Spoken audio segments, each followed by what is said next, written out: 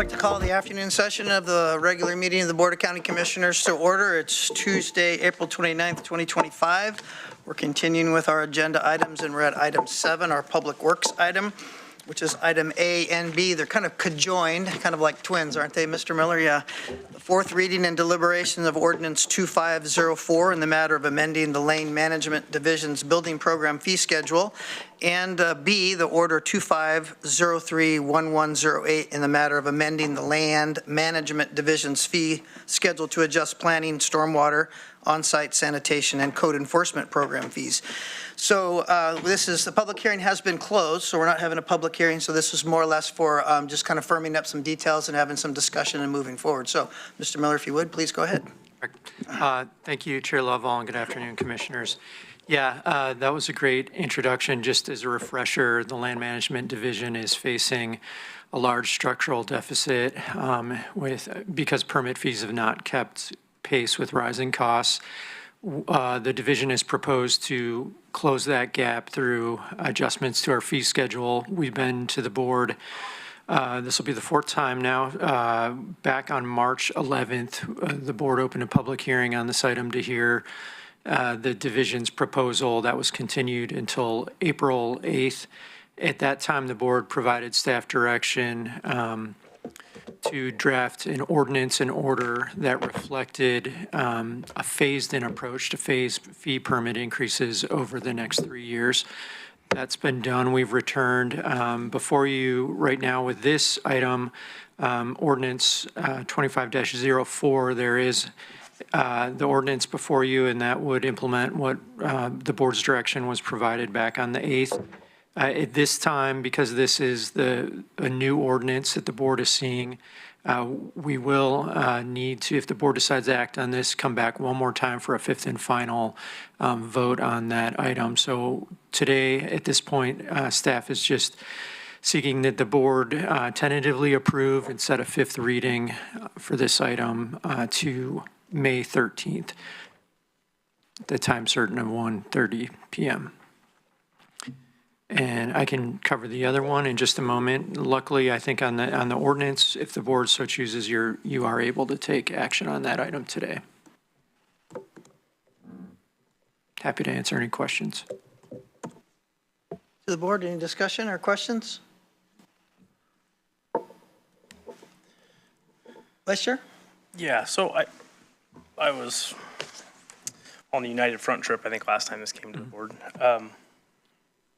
So it went from, what I'm looking at was 22 and a half to 21 and a half, and now doing like a 3-part increment, 777. Correct. And so with that 777, are you going to have the CPI on top of that also?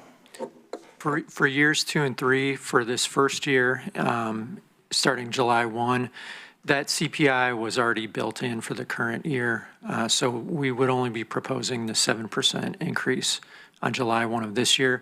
But in years 2 and 3, there would be, there's a provision in the ordinance and order that would apply that CPI, the average, on top of the 7% increase. So, and that, I mean, I'm guessing, but 2-point-something% CPI probably. Typically. Yeah. So you'd be 7%, 9.5 after that, and then back to a CPI on the 4th year? We'd reevaluate at that time, and yeah, that's the plan, is that we've reset, and now we can just move forward with a CPI-based adjustment.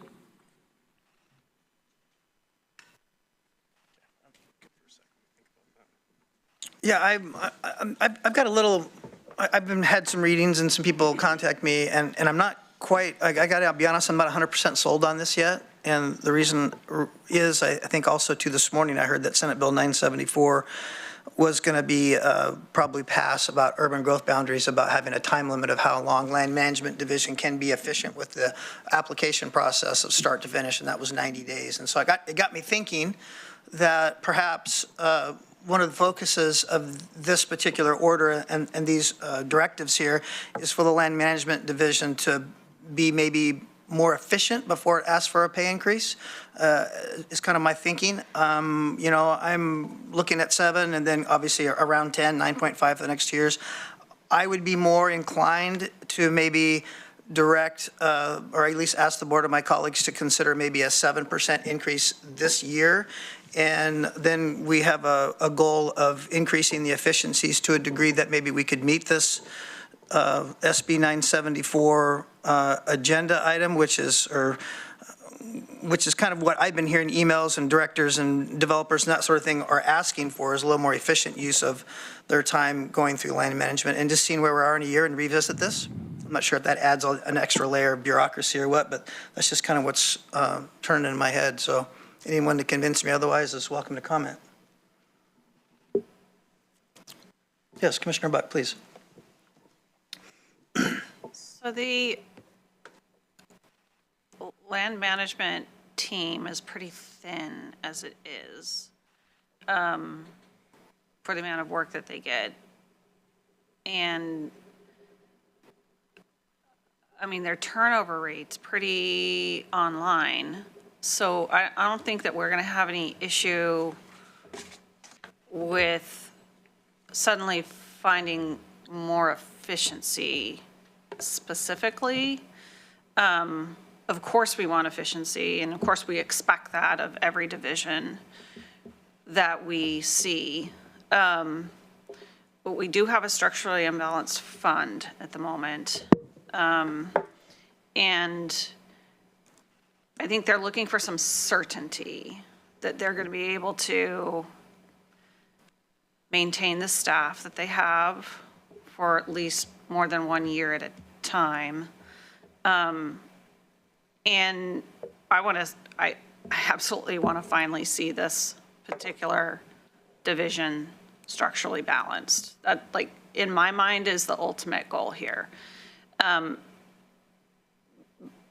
But if we're finding some gross deficiency in the operations of the department, I think that would have been presented to us, or it would have been fixed a long time ago. I think it gets to a point where by the time it gets to our board,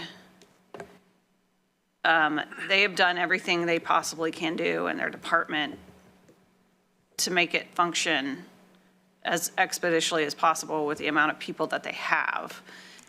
So correct me if I'm wrong, but after being here a while and seeing you struggle in the department as you have, and everybody remembering the time where you had to lay off so many people and have rebuilt the program, I think if we can't find a way to structurally balance this department for more than 1 year at a time, we may continue to be on a struggle bus.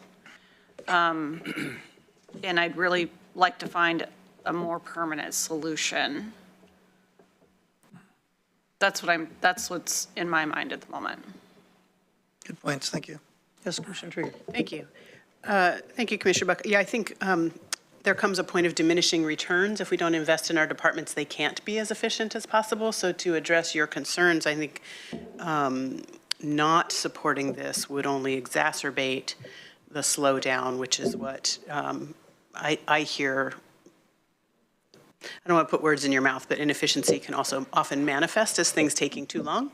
And if we are under-resourced in a department, we can't deliver the services in a timely way. So this is actually a solution to that. What I would be very happy to, I'm supportive of the ordinance and the order as presented, both. What I would be happy to do later is entertain a conversation and perhaps an assignment to have our policy director come back and talk through with us how this Senate bill, if it makes it all the way through and passes, does or doesn't impact the way we do business at Lane County. We can always reduce a fee and make people happy, but this is an opportunity to put a structural, balanced program in place because this hasn't been presented before, so I don't have enough information about the intersection of this Senate bill. It hasn't yet become law, but I do have lots of information about what the needs of the department are and have historically been, as well as this being our strategic plan. committed to organization. So I'm in support, but I am also very much in support of learning more about that bill, should it pass, and how it impacts the service we provide through this department. Thank you.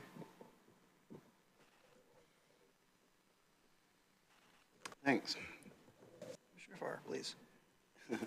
You know, reducing fees never happens.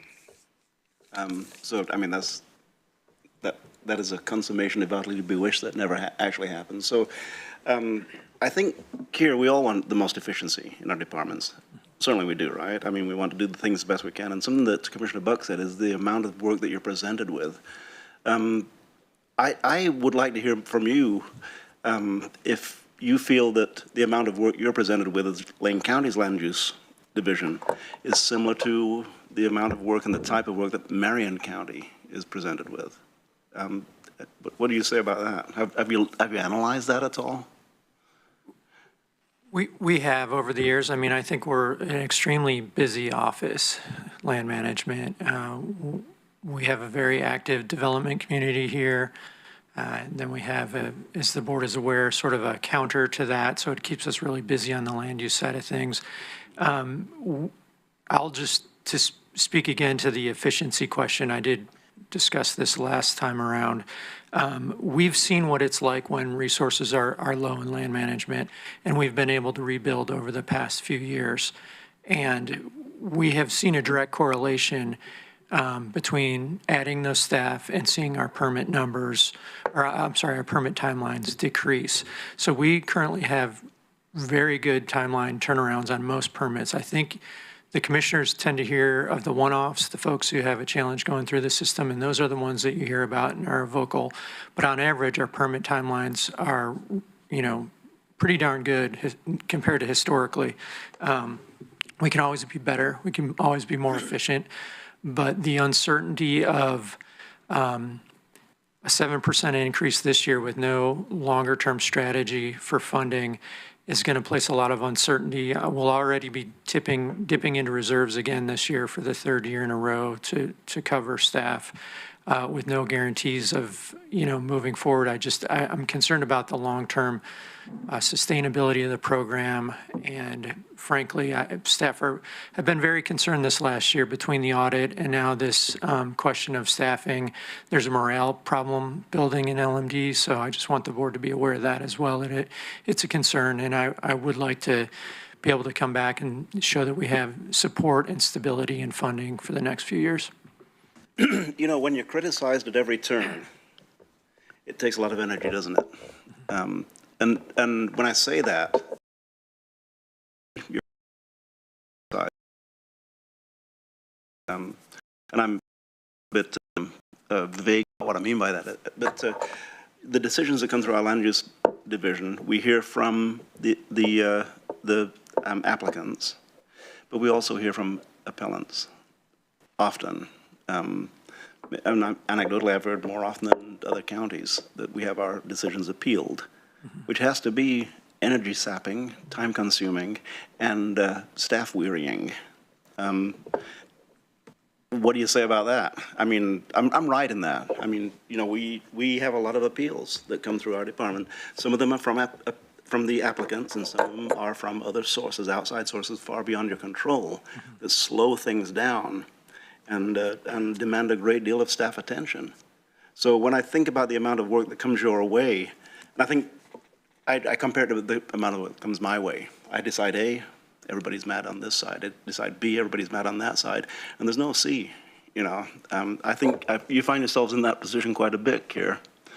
Our board goal is to invest in the land management division to ensure adequate and sustainable staffing levels and resources are available to be responsive and agile in meeting current and future housing needs.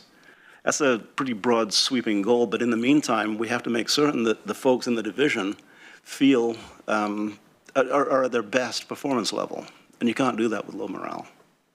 And you can't do that when everybody criticizes every move you make, no matter what move you make. Now, I'm not giving an answer to that at this point in time. You know, it came through finance and audit, and the discussion that we're having right now is really a result of, is a compromise, not a compromise result, but an adjusted, phased-in approach, which I am in favor of. But I'm also in favor of us taking a deeper look at how can we control some of the incoming work to make your work more efficient. Not the thing, once it gets to your desk, I'm convinced that you're doing the best, absolute 100% best you can, from my perspective. Certainly better than I could do. But that being said, how can we make it better for you rather than just throwing more money and resources? And I don't believe at this point we're throwing more money and resources. We're just adjusting to balance what you're doing. But in the future, how do we get to a point where you're not being overtaxed when compared to what is happening in the other 35 counties in Oregon, well, 35, the similar counties to us in Oregon. That's my feeling on that. And at this point, Chair, I am fine with moving ahead with the proposal. I'm also fine with taking a look before we, not blindly and not automatically step into the next phased in, the next increase. But going with what we have this year, and when it's time for the increase, not just rubber stamp it and put it through, but let's have that discussion again. So is that something that we could accommodate with the orders that are in front of us and with the ordinances in front of us?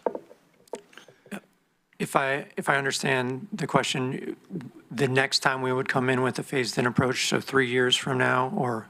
Yeah.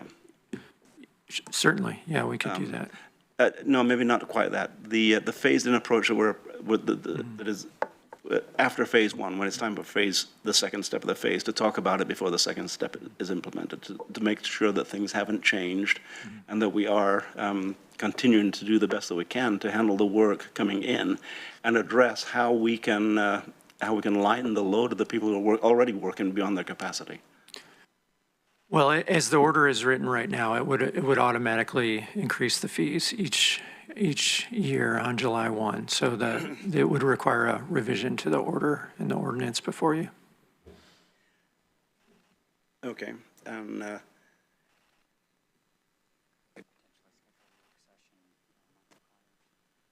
Oh, that's a good call. Dan Hurley just suggested that come next year, when a month prior before the 7% automatic increase is due to take effect, we could schedule a work session. That addresses my question. And that would without really changing the wording of the order. But just as a matter of putting it on the assignment list, that we talk about it and make certain that what we're doing still is timely and still is addressing the needs for the future without. Now, in the meantime, Keir, I've seen you on the job. I've seen you personally on the job, and I really admire the way you work. I do, the way you interact with customers, and I can't think of any better way that you could do your job, Keir, quite frankly. But in the meantime, what Commissioner Buck said is the amount of work that's coming toward you. If there is some way that we could address that for the future to make it so that our land use division is working more like other land use divisions in other counties. And with the matters that are beyond your control. And really what it comes down to is responsive and agile in meeting current and future housing needs and customer service expectations. Sure. Okay. Well, with that, Chair, I'm prepared to move ahead with the ordinance and with the orders and ordinance as they are, understanding that we'll be continuing to take a look at the efficiency efficiency is not the right word, but the operation of the land use management, and find ways to make it so that the people, once again, that are already over capacity are able to more effectively do their work without the external influences that keep them from doing what is responsive and agile in meeting current and future housing needs.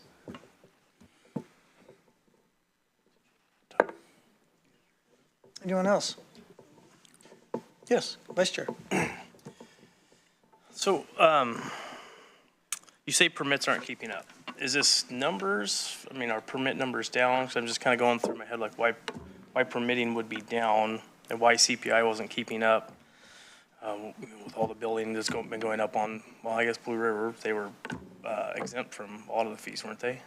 They were. Yeah, so, I mean, is that all part of that process? Or, I mean, where are we at as far as overall permit? Permit numbers are steady and stable, and in certain cases growing. It's just the revenue we receive for those permits only covers about 35% of the costs for performing the work. So our costs have just massively outpaced revenue that we're bringing in. So it's not that the numbers are down or the work has dropped at all. It's just that the costs have far exceeded the revenue.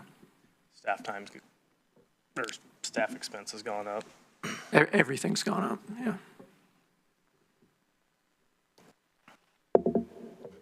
Okay, well, I support what, Commissioner Farr is saying. I was kind of looking to see maybe the first 2 years at a flat 7%, and then third year go 7% plus CPI or something like that. And then see where we're at on the fourth year for CPI. But if we do 7%, get a check back a month before the automatic comes in, I think we're doing our due diligence at that point. Chair, did you say Senate Bill 958? Sorry? Senate Bill 958? 974. 974. 974, SB 974.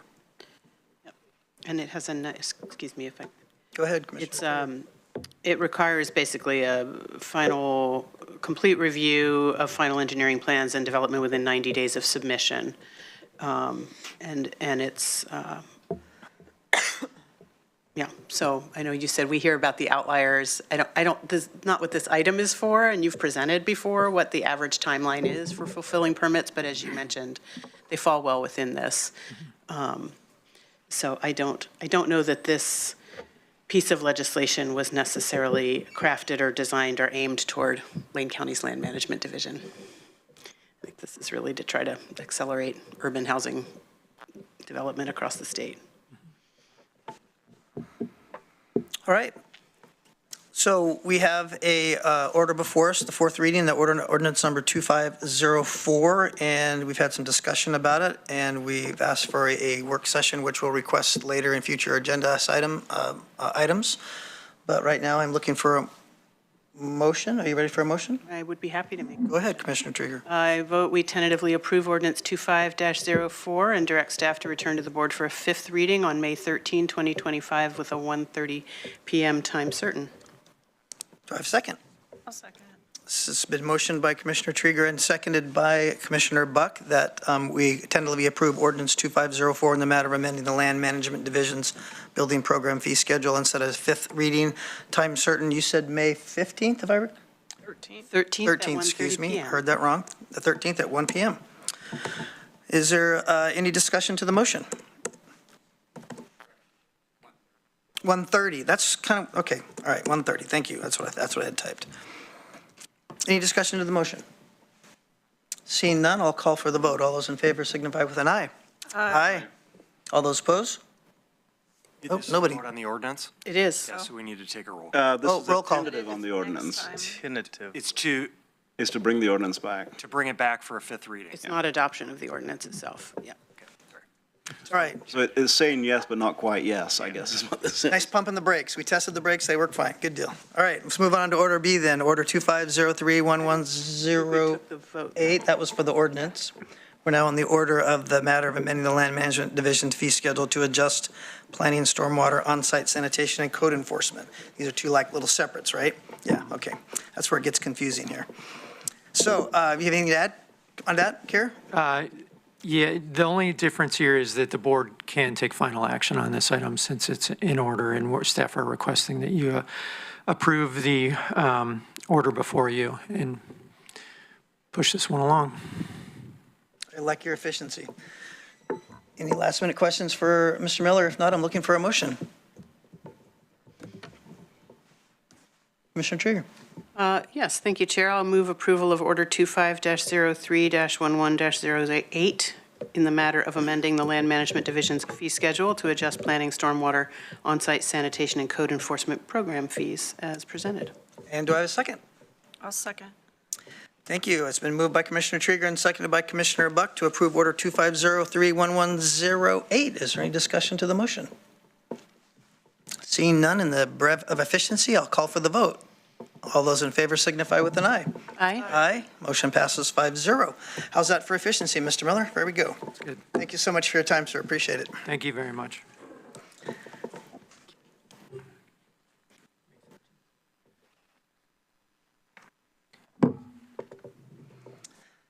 as we move on through the course of our day, we have 2 work sessions scheduled in the Board of County Commissioners conference rooms, in which we will excuse ourselves for that. And then, once we get up there, we'll also read ourselves into our afternoon executive session. So currently, right now, And I want to ask you a question before you read us in, if I could. I'm not going to read us until this afternoon. Oh, right, we have one more Thank you. item. If you have a So- question, I do, a procedural question. Go ahead. Sorry. I just want to make sure, I was reading the bill and thinking, but did we actually take a vote on item 7A, or are you saying we didn't? we did. Okay. Yeah. I thought we got caught up in We're the, whether it was a roll call. You voted, and then I kind of interjected because there was Okay, confusion. I'm about wanting to make sure Jessica, because I don't recall casting a yay vote because it got interrupted to say, wait, is this a roll call? So I just wanted to make sure. I don't remember casting a vote. Did we actually cast a vote? Jessica, did you? I mean, she's recording our, yeah. I said yay, and I heard everybody else. I said yay for you. Does that count? And I thought I heard you say passes Yes, we did have a unanimously. vote. We did? Okay, thank you. All right, well, next time we won't have Okay. conjoined twins on the orders again, so it'll be less confusing. All right, I so think it just got all we're talked going to over with the recess confusion briefly about. to the Board of County Commissioners room. We'll reconvene there at 2:05 for our work sessions, and then our exec sessions will be read into at that point. We are recessed.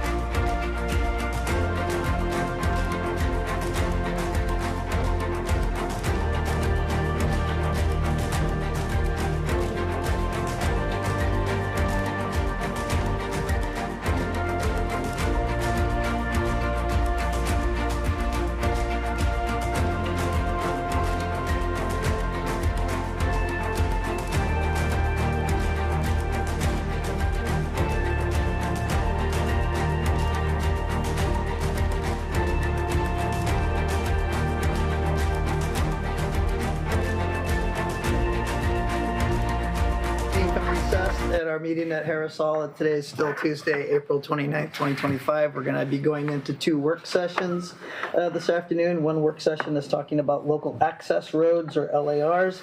And then the second work session of the afternoon will be about the establishment of the erosion prevention policy, the TMDLs, I believe, is what we're going to be talking about.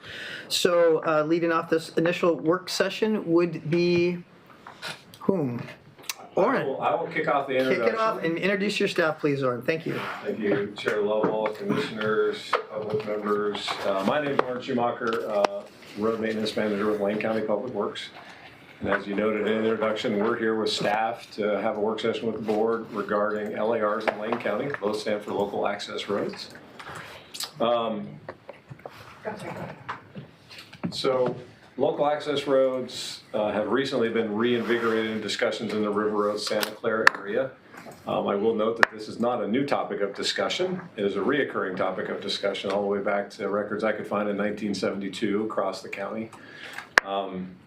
But recently, the community organization River Road brought this forth, and we've had some, again, continued discussions around this, primarily focused at this point, but I'm sure broader than the River Road Santa Clara area, to address the issues with LARs, responsibilities, needs, issues.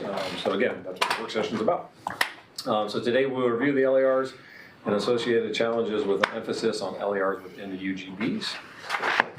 We can go to slide number 2. So local access roads are confusing for us and for a lot of people. They are public roads, but they are not county roads or state roads or city streets. They are public roads. I continue to hear that these are city LARs or county LARs. They are defined by ORS statutes, so they are LARs with no prefix. They're local access roads defined by the state through ORS, which is listed there as ORS 368.001. So again, that's the definition on the slide there of what a public road is as defined by the state. I think I can go to the next slide, or if that transitions to Good afternoon, Chair. My name is Cassidy Mills. I'm the Transportation Planning Supervisor. I'm joined by Oren and Sasha. So I'll just share a little bit about the history and challenges of local access roads. As Oren spoke to, the challenge of local access roads is not unique to Lane County. All counties in Oregon have struggled and continue to struggle with local access roads. In Lane County, LARs exist both within urban growth boundaries as well as in unincorporated areas of Lane County. The origin of each LAR is unique. Most LARs were built between 60 and 100 years ago, primarily by the private sector to gain access to property divisions and development. LARs are a mechanism developers have historically used to provide access to subdivided property at a lower cost than building to a county road standard. As a result, most of these roads are substandard with respect to county road design standards for county roads. It has been long enough since LARs were constructed that there is substantial deferred maintenance on many of the LARs in Lane County. Ultimately, the state of Oregon limits how counties can spend funds on local access roads. As such, we do not maintain local access roads, and ORS limits this expenditure. So on this slide, you'll see the specific Oregon Revised Statute 368031. A county governing body shall spend county monies on the local access road only if it determines that the work is an emergency or if the county road official recommends the expenditure, the public use of the road justifies the expenditure proposed, and the county governing body enacts an order or resolution authorizing the work and designating the work to be either a single project or a continuing program. The important caveat on this slide is that it has to be A, B, and C in order for county dollars to be expended.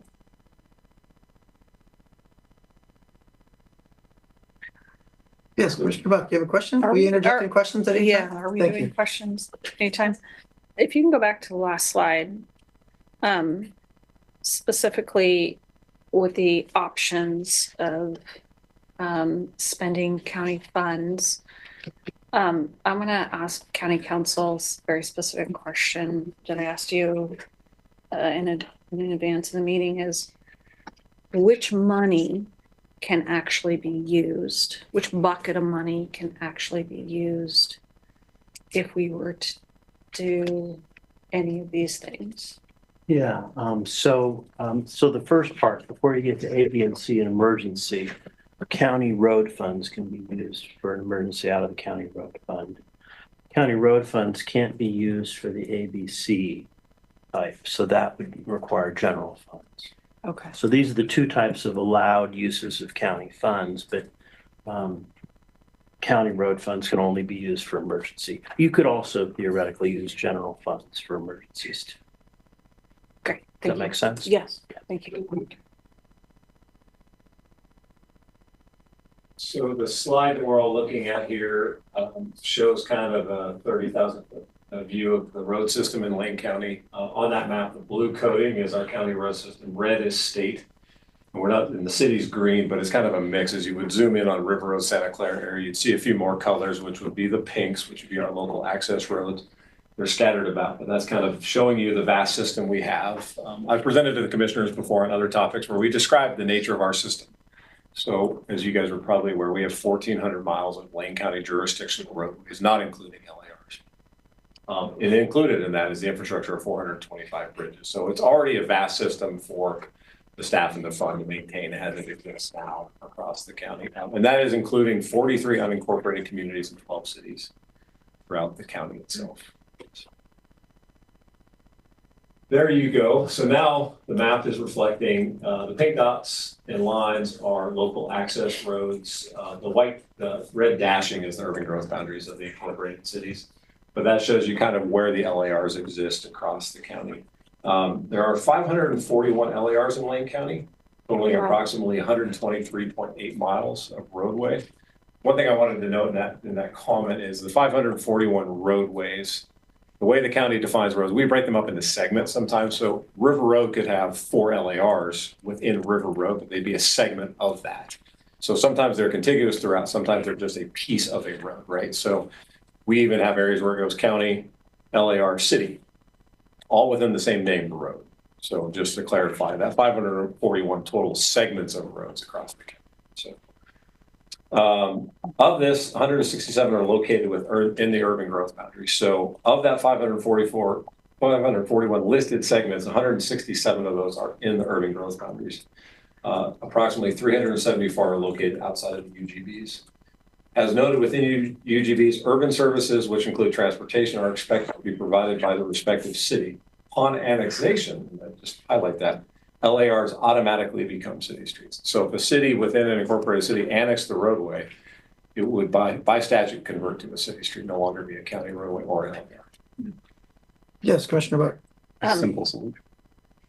If the homeowner annexed into the city, would the road in front of their house? No. No, and that's one of the things we'll say. I'll bring up a road as an example that we were challenged with recently on an unhoused problem that we worked with the sheriff's office on. In Springfield, there's a road called Nugget Way off of 19th. It is a local access road, and yet every property adjacent to that roadway is annexed, 100%. So the city is obviously annexing the properties as they go commercial properties, but choosing not to take the road as they go. So it highlights some of the issues we face working with our cities and getting that to happen. Thank you. Yeah. Vice Chair, then Commissioner Park, please. No, I was just gonna say, I think that's that Carlin area we were talking about. Oh, right, okay. Commissioner Farr. I have a number of questions, but this one percolates right now. About 7, 8 years ago now, John Belcher and I went on a campaign to knock on doors to get the city of Eugene to annex roads, not the adjacent properties, but the roads. We were successful, and it was predominantly for public safety patrol regarding parking, Echo Apartments, you may recall that. And I don't recall if there are any LARs in that annexation at that point in time. I'd be kind of curious to know, because we weren't just looking at, when we were knocking on the doors, you can't really tell if there's no sign, just off-colored sign, a different colored sign there, if it's an LAR or not. And some of those may have been LARs. They weren't. Okay. I don't believe you they were were, there. otherwise they would have become city streets. And That's- if I that was the point. recall, the roads were annexed, but they were not jurisdictionally transferred and they did not become city streets. Okay, so the 92 LARs in Eugene probably are largely in the River Road, Santa Clara area, I would guess. The majority. The vast majority of them. And so if Bob Ackerman and I had not been successful in not getting annexation back in 2003, there was a big push for mass annexation at the time,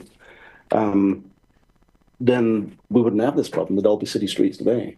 And if the mass annexation of River Road and or Santa Clara occurred, which there are people who say it should as soon as possible, for the uniform nature of services, not just sewer and water, but police and fire and library and all of the things that you get for being in the city you don't get if you're across the street in the county.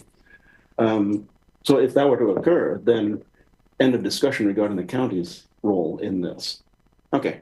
Then the other thing is, you said that originally, 100 years or so, people built LARs because it was cheaper. They could build a house at the end of the road or several houses at the end of the road cheaper than building to county standards. So the homeowner at that point saved a lot of money by not building to county standards. If it was a 500-foot LAR or a 3-mile LAR, and it's not a driveway, because a driveway usually serves a single house, right? So if somebody wanted to do an LAR today, is there a legal way to do an LAR today instead of a super? There is. Okay, I don't need to hear what it is. So I'm just trying to figure out. When I bought my house in West Eugene, there wasn't a runway at the end of my. I wasn't at the end of a runway, but when I was on the Eugene City Council, we built another runway, and now my house is at the end of that runway. But it was always kind of slated to be there, and my real estate agent told me when we bought it, there could be another runway here someday. You could have planes taking off over your house. We knew it. Why don't people know? Why don't real estate agents tell? That's a rhetorical question, Mary. So go on with the presentation. I was just gonna add one piece of trivia for road. I'm a self-appointed road nerd, so I'm just gonna, people say they can't identify LARs. Agreed. One thing to look for if you're ever curious is blue signs are private roads, green signs are typically public roads, but if it starts with an 8,000 number, that's a local access road. For future trivia, if you're ever out walking around. And an 8,000 number would be on the sign, you're saying? Beyond the signs. Gotcha. If the sign's not been ripped down. Or, yeah, it's in my fort or something in the backyard. Yeah, go ahead, Vice Chair. We have that, but it's in the end of the slide in terms of other actions we've taken. Or how many miles inside the UGB did you say there are for LARs? Well, there's a great ask of the table in front of you. So that, if you summed it all up, that's all of the incorporated cities within Lane County, and that's their number of LARs and total miles within each of them. So Eugene has 12. So if you look, they're the largest by far. Florence would be number 2, Springfield 3, and then it goes down into smaller segments. So you must have said like 16.7, not 167. I thought you said 167 rows, but not total mileages. It's the segments total. So 541 across the county, but yeah, the numbers get confusing as you throw them around. Absolutely. Yeah. So then, one more time, I don't want to drag this on, but you have total parcels served. So that's basically a collection and a total of all the houses that are affected by the people who have been giving public comments, if that's a total, right? Adjacent. To the LAR segment or roadway. Yeah, so those are the people that would be affected by whatever we're going to decide to do or not do. Their parcels. Just, and this is, I will just say, just within urban growth boundaries, this table. Oh, So we have a bunch of LARs, actually much more outside of urban growth boundaries. All right, great, thanks. With that, I think I take over the next slide. I'll just introduce myself really quickly. Sasha Vartanian, I manage the Engineering and Construction Services Division of Public Works. So I get the fun job of explaining some funding projections. I want to set the story of where we are financially, and then we'll talk about some other policies that we think pertain to the discussion here today. So you can't see the title of this chart, but it's operating net and fund balance carryover. And essentially the black line is the operating revenue that we are getting in. This is primarily the state highway funds, gas tax. And then the green dash line is our expenses, our operating expenses. And then the blue dotted line is our fund balance carryover. So we also talk about that as our project reserves fund. And what you can see is the green line is outpacing the black line. Our expenses are rising more, and this is no new news to you. Our expenses are rising faster than the road fund is supporting it. In fact, so much so that we and other counties across the state anticipate a 60% shortfall for pavement preservation projects and over a 70% shortfall for capital construction projects. We don't have enough money to support the infrastructure we have. That's really the short summary there. In fact, we've actually proposed in this upcoming budget, we're proposing that the capital CIP projects will be exclusively funded from grants and the fund balance carryover. And so that's why you see the blue dotted line going down more quickly. Is we haven't done that in the past, but right now our road fund really doesn't have the luxury of supporting our capital projects. And so we're going to be dependent on our reserves. for that. We've dramatically reduced the amount of capital projects we're putting out, and we have aggressively pursued grant funding, but it's a challenging environment to get grant funding, and hopefully the state legislative session will see some positive news, but we can't guarantee that. So, and even if that comes through, it will only help us stay floating. So also I want to drive home the point that counties have a much larger responsibility in terms of road miles than both cities and states. Obviously, the states is greater, serves more traffic, but counties have much more across the state than both state and cities. And that's a graph from the Association of Oregon Counties. Oren, do you want to speak to this, or do you want me to cover this? I can touch on this. So this is a classic curve if you work in the roads environment that is kind of a condition assessment we call PCI, Pavement Condition Index, that shows deterioration rates.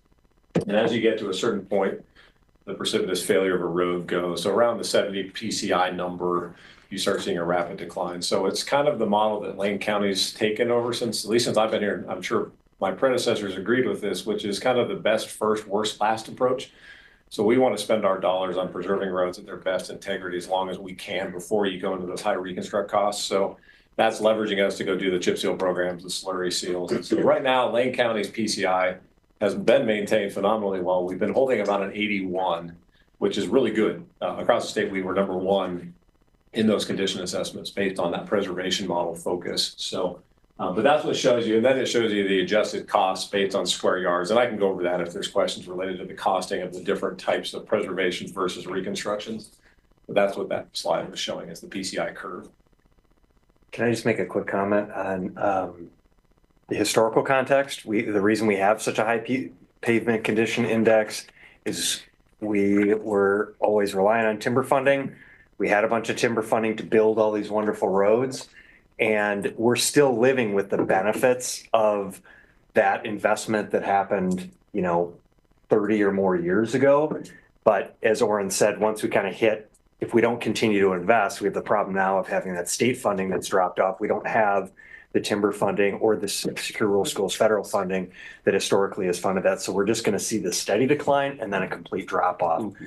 And it will be, death by 1,000 cuts is sort of the concern there. But I just want to point to the fact that it's the reliance on timber funding historically and the abundance that we had at one time that's put us in a good position today, but that won't last if we don't invest in it. And I think, follow up what Steve just added there, I think it's important is that when you look back in those days where we had the federal influx, especially the timber dollars, I mean, there were years where they were throwing over 20 million between capital and preservation towards the roads and bridges. Right now, my materials supply budget annually is 3 million. So if you look at the decline and what that number is, it's substantial to maintain. The system hasn't shrunk. So again, that's a very strong difference between where we are now compared to then. And our capital budget is between 1 and 2.5 million. And we have over $300 million of unfunded capital projects. And that doesn't include stormwater infrastructure, which you always hear about, as well as our Lane County Transportation System Plan project.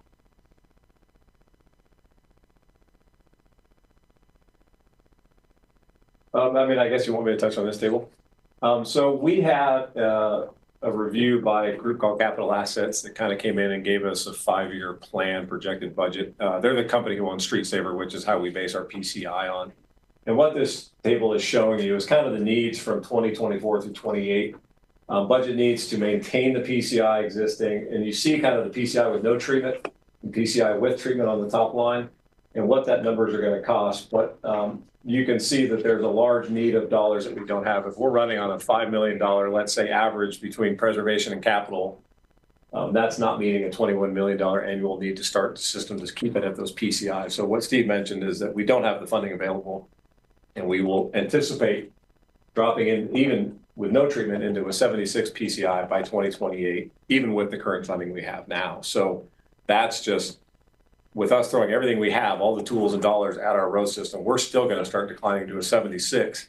Once you get down below the 70s, that's where things really start transitioning towards rehab, rebuild, reconstruct projects, which by square yard are just fathoms apart from a preservation option. So that's the concern we're looking at with our existing road system as it is without additional influx of dollars.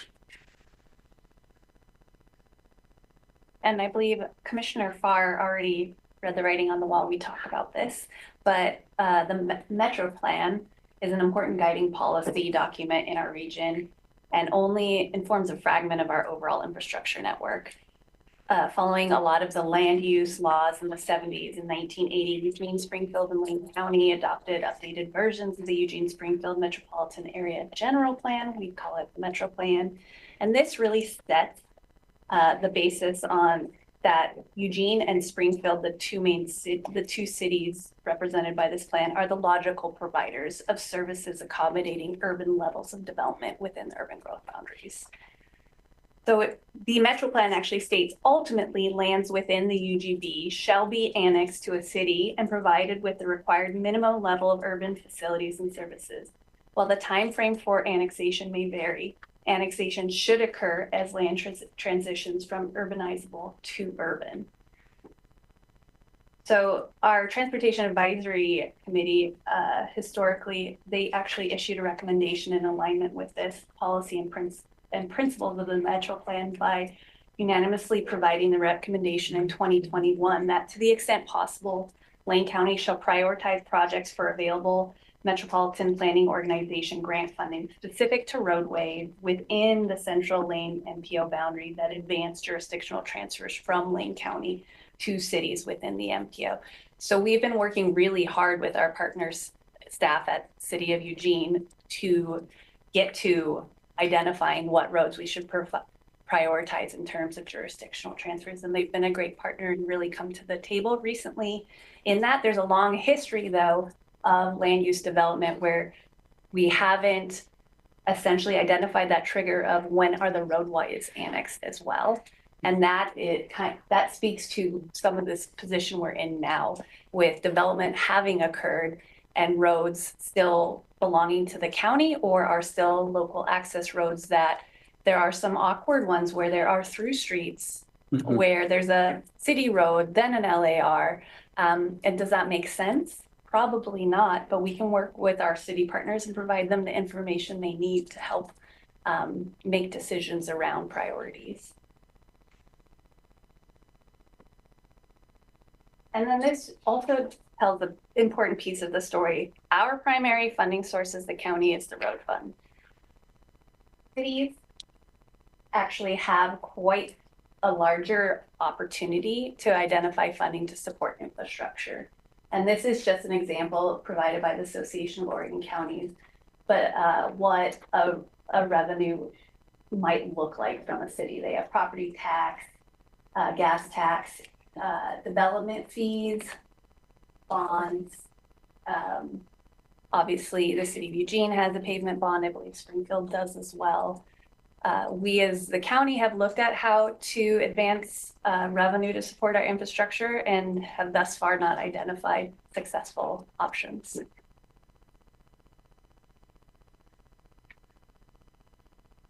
So in consideration of the limited funding context and decades-long policy goals, counties, I spoke to this, but county staff have worked closely with the City of Eugene to actualize the vision of the Metro Plan. A key goal of the Metro Plan is to identify methods of establishing an urban transition program, which will eventually reduce service delivery inefficiencies by providing for the provision of key urban services only by cities.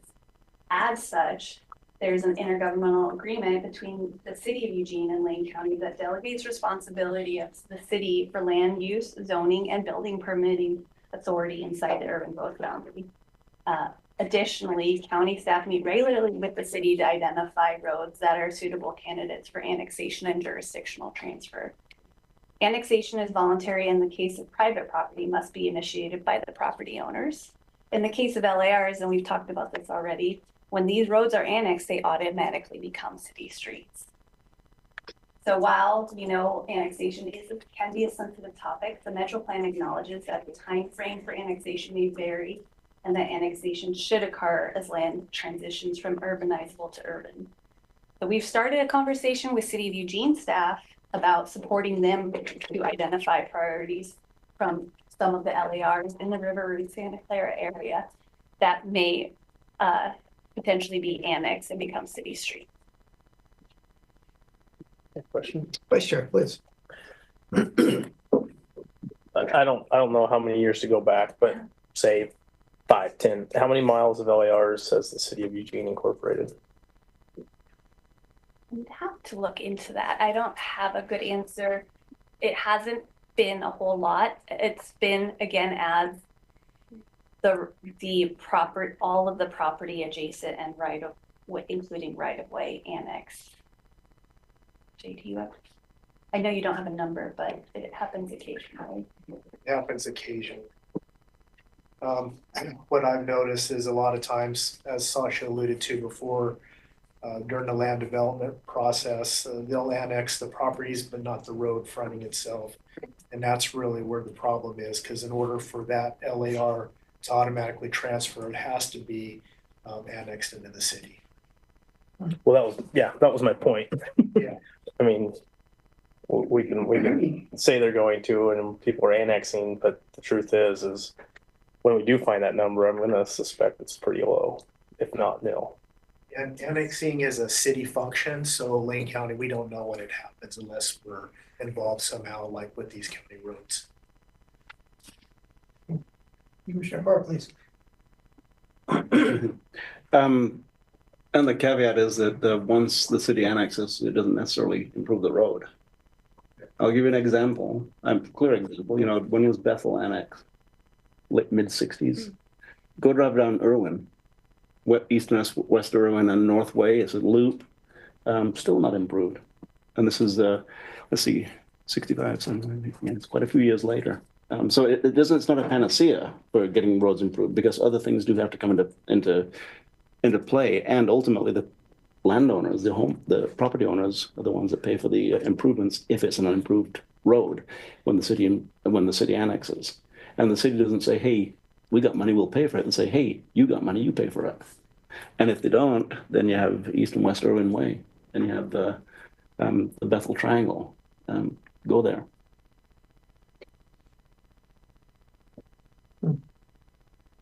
So I guess the question is, in a perfect world, what would happen if you were king for a day? I mean, does that mean everybody gets annexed and everybody comes to the table on the same equal footing and everybody takes the roads and we proceed on and then just play catch up later? Or, I mean, it seems like you mentioned death by 1,000 razor blade cuts, but how do we get out of that wound nature and onto something that we could have a vision and plan? In my ideal world, the county would not have county roads within urban growth boundaries. And how do we accomplish that? Work very closely with our city partners, build thoughtful relationships, and that is the hard thing, though. The county doesn't really have a carrot in this equation, other than policy. The county does approve urban growth expansions to the city. The county does approve urban growth expansion. Okay, I didn't quite hear you saying. City, please. Yeah, right. But this is not an urban growth expansion, it's already No, I'm just expanded. saying for the next one they want. So would that have to be something that the state or the county would drive, that if we just made some policy that all roads within the urban growth boundary are municipality responsibility? How does that work? I mean, educate me a little bit here, and the public as well, I'm sure. Could you restate the question?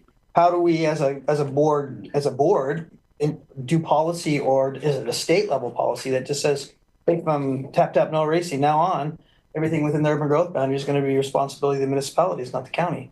How does that pendulum swing in the other direction?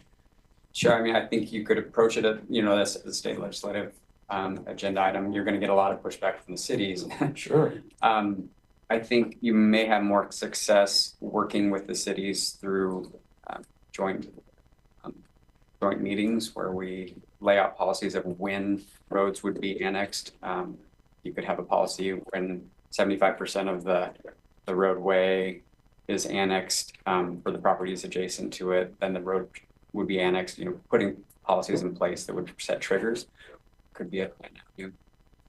We have an agreement, it's on a county road, but with the city of Springfield, with Jasper, where when they expand out, so the whole theory in this IGA was established as we took the road from the state, is that when they develop out an annex adjacent to the road, that they will take the road. So in context, we have a few examples where there are these existing agreements in place, but this is not an LAR example. It's a city, as it urbanizes out, takes over the county jurisdiction of the IGA. So those types of agreements are some of the examples that have been used to try to capture this issue.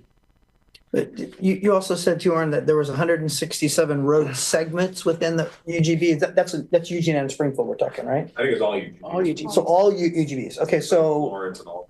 well, Mr. Hurley's taking that, well, maybe be an incremental approach. 167 road segments, I don't know, does that seem like a big bite of the apple to chew in small pieces? I mean, could the county propose a policy where over 10 years, that's only 16 segments a year over the county? Commissioner Buck, please. I just want to add to the conversation that I get contacted from folks in the county area over LAR issues all the time. I have ever since becoming a commissioner. And although today we're kind of focusing on LARs within the UBG, I will guarantee you that if we do something for LARs within a UBG, the people not in a UBG will say, what about me? And that will be an equity issue for sure, hands down, because they have the exact same issues. And they would want to be treated the same way as those folks that live in LARs within a UPG. That for me will be a major sticking point. Homeowners, regardless of where they live in the county, whether they're in the city or not, are all stuck with the same problem. So that puts us to 541 segments versus 167 segments we're talking about. Yeah, okay. Yes, Vice Chair. I agree, but I also disagree a little bit. I mean, there's already different sets of rules for properties inside UGBs that aren't required by others, and not to mention the downside to inside these UGBs is, for one, higher traffic, and now these original LARs go to neighborhoods where that's not going to be near as common, if common at all, outside the UGB. So there is a difference as far as traffic. When you have garbage trucks going down your LAR, your road, into a neighborhood, picking up all the garbage and then leaving, and you're responsible for that road. I mean, the county doesn't want to maintain that road. The city doesn't want to take that road over. How are the neighbors supposed to pay to maintain this road? I mean, that's the hang up. I mean, I would disagree. There are people that are in neighborhoods that aren't in a city that have lots of homeowners on their street. No way they're all going to be able to agree on how to take care of them and pay for them. The same situation as what our homeowners are having in the River Road area, regardless of whether they're going through that area to another. I mean, people are tearing up their roads in the same exact manner. And people in the county are frustrated that those folks in the city get more services than they do. I think this will exacerbate that situation. Yes, Commissioner Funk, please. You know, the complexity is grand. And there's once again, no panacea, no solution to it. And I think the discussion regarding a close relationship between city government and county government to find a strategy, because in the early 70s, in the early 2000s, the 72nd legislative session, there's a huge push by the property owners in River Road and Santa Clara to not annex. In fact, do you remember the signs out there? Oh yeah. But some of those signs are still there, but most of the people who were against it then aren't there anymore. So it's a new generation of landowners out there. So we may have a new landscape to work with in terms of people being receptive. But that being said, City of Eugene is not going to fix it once it's annexed, necessarily. They'll do it within their means. And a case in point is back in 96 or 97, we made a conscious decision to not grade alleys in Eugene. Drive down alleys in Eugene, people live in there, their front doors are on the alley, and the potholes are, I mean, you could fish in the potholes. And, you know, so the city of Eugene doesn't have a fantastic record, and it's not through their own, you know, they don't have cash hanging on trees to do this, you know, but they don't have a fantastic record of fixing what they already have, let alone what they take on. And I cite Bethel, I cite Alice, and you can cite other areas of the city where you know, the city just kind of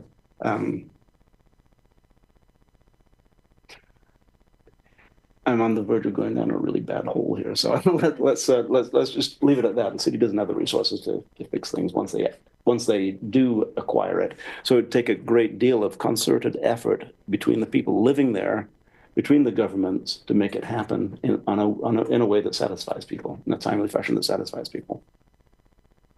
I was going to mention Dove Lane, which is behind Willamette High School, but I won't. Well, I just did. Well, have we gotten you significantly off course, or is there another slide? Please continue. Thank you, Chair. We recognize that local access roads are often vestiges of previous landowners' decisions and impact property owners today. As such, the county regulates LARs in a limited way to provide basic safety to the traveling public. Lane County Code, Chapter 15, specifies minimum design requirements as well as signage requirements, setback distances, and other minimum standards. Following the Transportation Advisory Committee's guidance and board direction in 2020, the county amended Chapter 15 to address issues related to maintenance, education, and oversight by requiring maintenance agreements when new LARs are formed, as well as recording requirements that provide notice to any buyer when a subject property receives access from an LAR.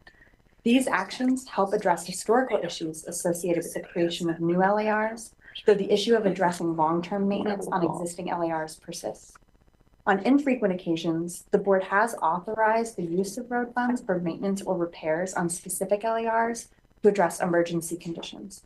However, the ability to spend road fund dollars on LARs is restricted, as previously discussed, by state statute. So, moving forward, we recognize that LARs present a major funding dilemma both for the county and for the residents served by these roads. Road repairs are often extremely costly and can be beyond the financial means of the adjacent property owners, and they are currently beyond Lane County's road fund capacity. Lane County is tasked with responsibly managing available resources to maintain over 1,400 miles of roadway in Lane County and 425 bridges. These roads and bridges are expensive to maintain, exceeding road fund revenue.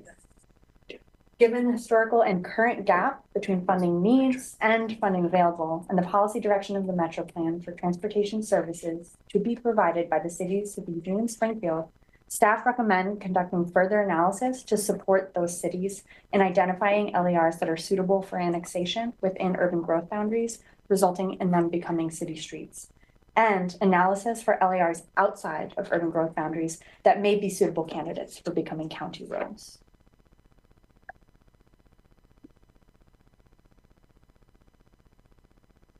What we have it in terms of a presentation for you. That last slide's the silver bullet, right? Okay. All right. Board, anything else to add or comment?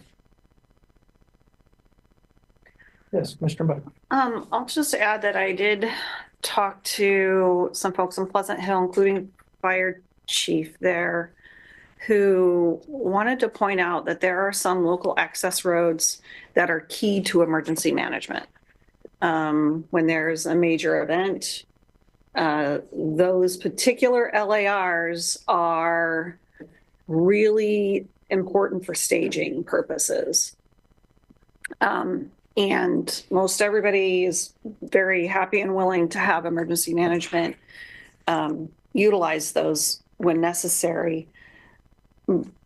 So one of the suggestions put out was when we're looking at priority levels for LARs to be incorporated in to the county, or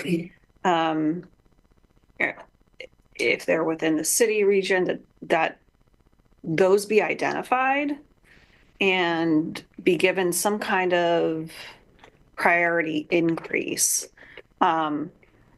Because those are the ones that emergency management personnel don't want to lose access to in the future. So if they go private, they won't have access. But also they need them to be maintained in order to utilize them in the future. So I just wanted to share that. That was a perspective that I hadn't heard regarding LARs in the past. And we would probably have to work with those folks to identify those roads. Would this, for example, your slide here, this Rosewood one, most of us are familiar with this area. Would this one particularly be what Commissioner Buck is describing as a priority for emergency response? This particular slide? Yeah, I mean, that, like Rosewood Avenue, a lot of us in here in this room are pretty familiar with that area. And I was just kind of curious, Commissioner Buck's comment, would that be one of those roads that would maybe move up the priority list a little bit because of the emergency access requirements? I think that's a great question, and I appreciate your consideration of emergency access, Commissioner. As we consider how to prioritize various local access roads, roads that function as through streets are no longer serving sole properties. They are allowing traffic to pass through to access goods, services, whether that's emergency or otherwise. And so I do believe LARs that function as through streets or provide other levels of emergency function should be prioritized.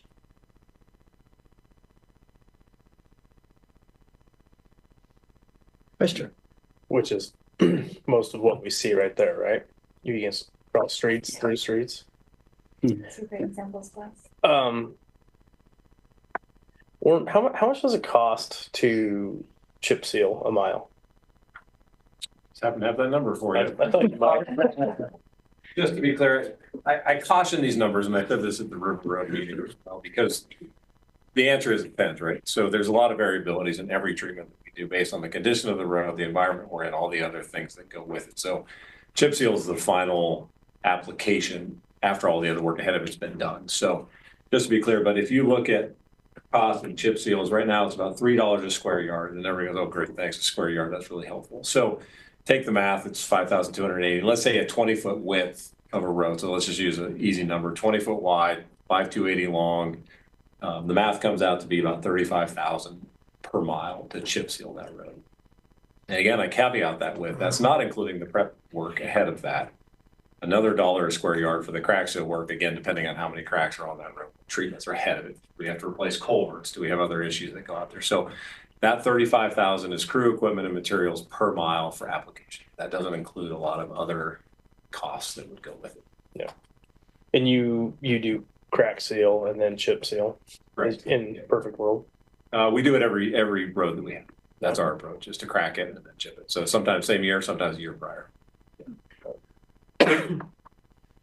But if you're also looking at roads with major potholes, like what Commissioner Farr's talking about, that people are fishing out of on the weekends, that's a whole different story. I think that's maybe a key point of discussion that I can add a little bit to, is that, so the road surface is one component of the road. Right. And condition determines what options you have available to make a maintenance repair on that road. So when we start talking about craters of the moon, chip seal is no longer in the conversation. Slurry seal is no longer in the conversation. Crack seal is no longer. This is now either a reconstruct, mill and fill overlay project, which those costs dramatically go from 35,000. A reconstruct for a mile could be over $1 million easily. Mm-hmm. So that factor of price change. So that's a relative thing to keep an eye on. The other thing that we're not maybe talking about, because people think of the road driving on it solely, right? Well, those roads have utility infrastructures. Those roads have compliance issues. And again, the board back in the day directed us not to do permitting on LAR. So we don't permit LAR stuff. So we don't know all of the things that are going on the road. So there's a lot of things that if we were to take a road like that under our umbrella, would have compliance actions that would need to be following up to get that road back to safety, visibility, clearance, drainage. It's not just the road surface. I just want to bring up that it's a much larger conversation in terms of the road is one thing. All the things that build that road are components of that. So not just to think it's the traveling asphalt layer that you're driving on. That's the only issue. Yeah, go ahead. Commissioner? You know, the work we did a few years ago was south of Howard Avenue right there. So the blue line south of Howard, which is Evergreen, near the heart of Evergreen, et cetera. But that being said, we have some folks sitting behind us, my former constituents, who no longer are, but you used to be, who want to know what we're going to do. And I'd like to talk about a strategy for a solution. We're not going to provide a solution, but how do we begin moving in the direction where people do have, annexation aside, what can we begin to talk about? What can we begin to do as a Board of Commissioners and as a county to begin to provide some relief? You know, we may not chip seal every square yard of the LARs that we're talking about and fix a substructure, but what can we do to get a grader down there, you know? Well, I'll speak to one. I don't want to answer your question, but I want to not to dodge it, but to give. So that's not my role. But my role will be this: saying that one of the things, another thing of awareness, is that the county's operations teams and equipment are really set up for rural infrastructure. So as we go into the urban systems, we would have to make some significant adaptations if we increased our volume of work in there too, because our trucks are 12-yard trucks, 15-yard dump trucks. We don't run the 5-yarders like the city.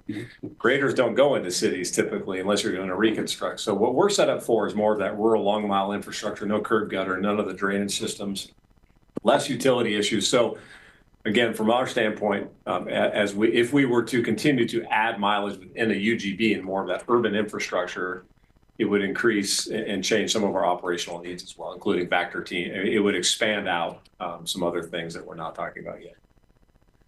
Well, you know, a bobcat and a wheelbarrow would be more than they have now. This could be opening up a can of worms, but I'll go ahead and do it anyways because you asked the question. So you all know I spent earlier parts of my career in different counties. And if you've seen one Oregon County, you've seen one Oregon County. Lane County does not utilize the next two things that I'm going to talk about. Washington County really doesn't either for different reasons, but Lincoln County does. And it's an adjacent county. So for the first 16 years of my county lawyer career, I spent a good chunk of my time as an assistant county counsel there, helping people form local improvement districts and special road districts under ORS Chapter 371. I created forms and templates. I think they're up to like 30 or so special road districts throughout Lincoln County. And those really are designed to enable folks to set up their own small government with a board of directors of 3, essentially tax themselves and maintain roads.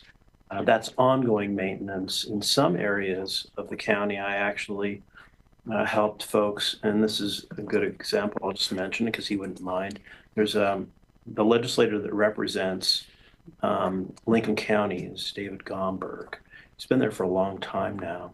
He lives at the north end of Lincoln County. I first met him, and his first involvement in government was forming an LID, a local improvement district at the north end of Lincoln County in the subdivision that he lived. Local improvement district is where you spend a lot of money one time and you pave all the roads, you do all the improvements. And then David came back to me a year or so later with a bunch of his neighbors to form a special road district so they could essentially maintain the improvement that they made. Now, I know traditionally in Lane County, those aren't really used so much in subdivisions, but those do exist in statute for that reason, for those that want to explore that. Other areas of Lincoln County, like for example, in the Bay Shore area over on the coast, the subdivider actually set up a homeowners association with dues in a structure that allowed them to maintain the road. So there's various different mechanisms to address your question, Commissioner. But I know traditionally in Lane County, for whatever reason, communities haven't really looked to those. But I would be, remiss if I didn't mention that because I spent an inordinate amount of my early career forming those up for folks.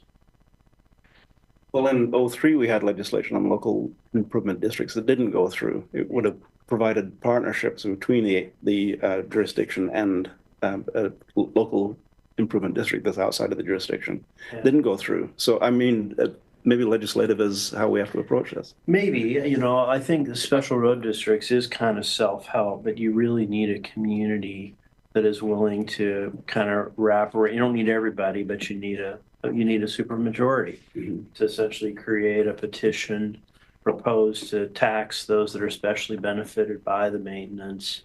And then people get to vote, literally vote on whether to form that district with a permanent tax rate. Now, that can cause consternation for others, especially if you're near what is commonly known as Measure 50 compression. And then sometimes other taxing districts get a little upset that you're even proposing a new taxing district. But that doesn't stop folks from pursuing that. But you're right, local improvement districts can get a little challenging and dicey depending on where they're located. But special road districts outside of cities are just a statutory creature, but it does take a community spirit to drive it and pass it at a November election.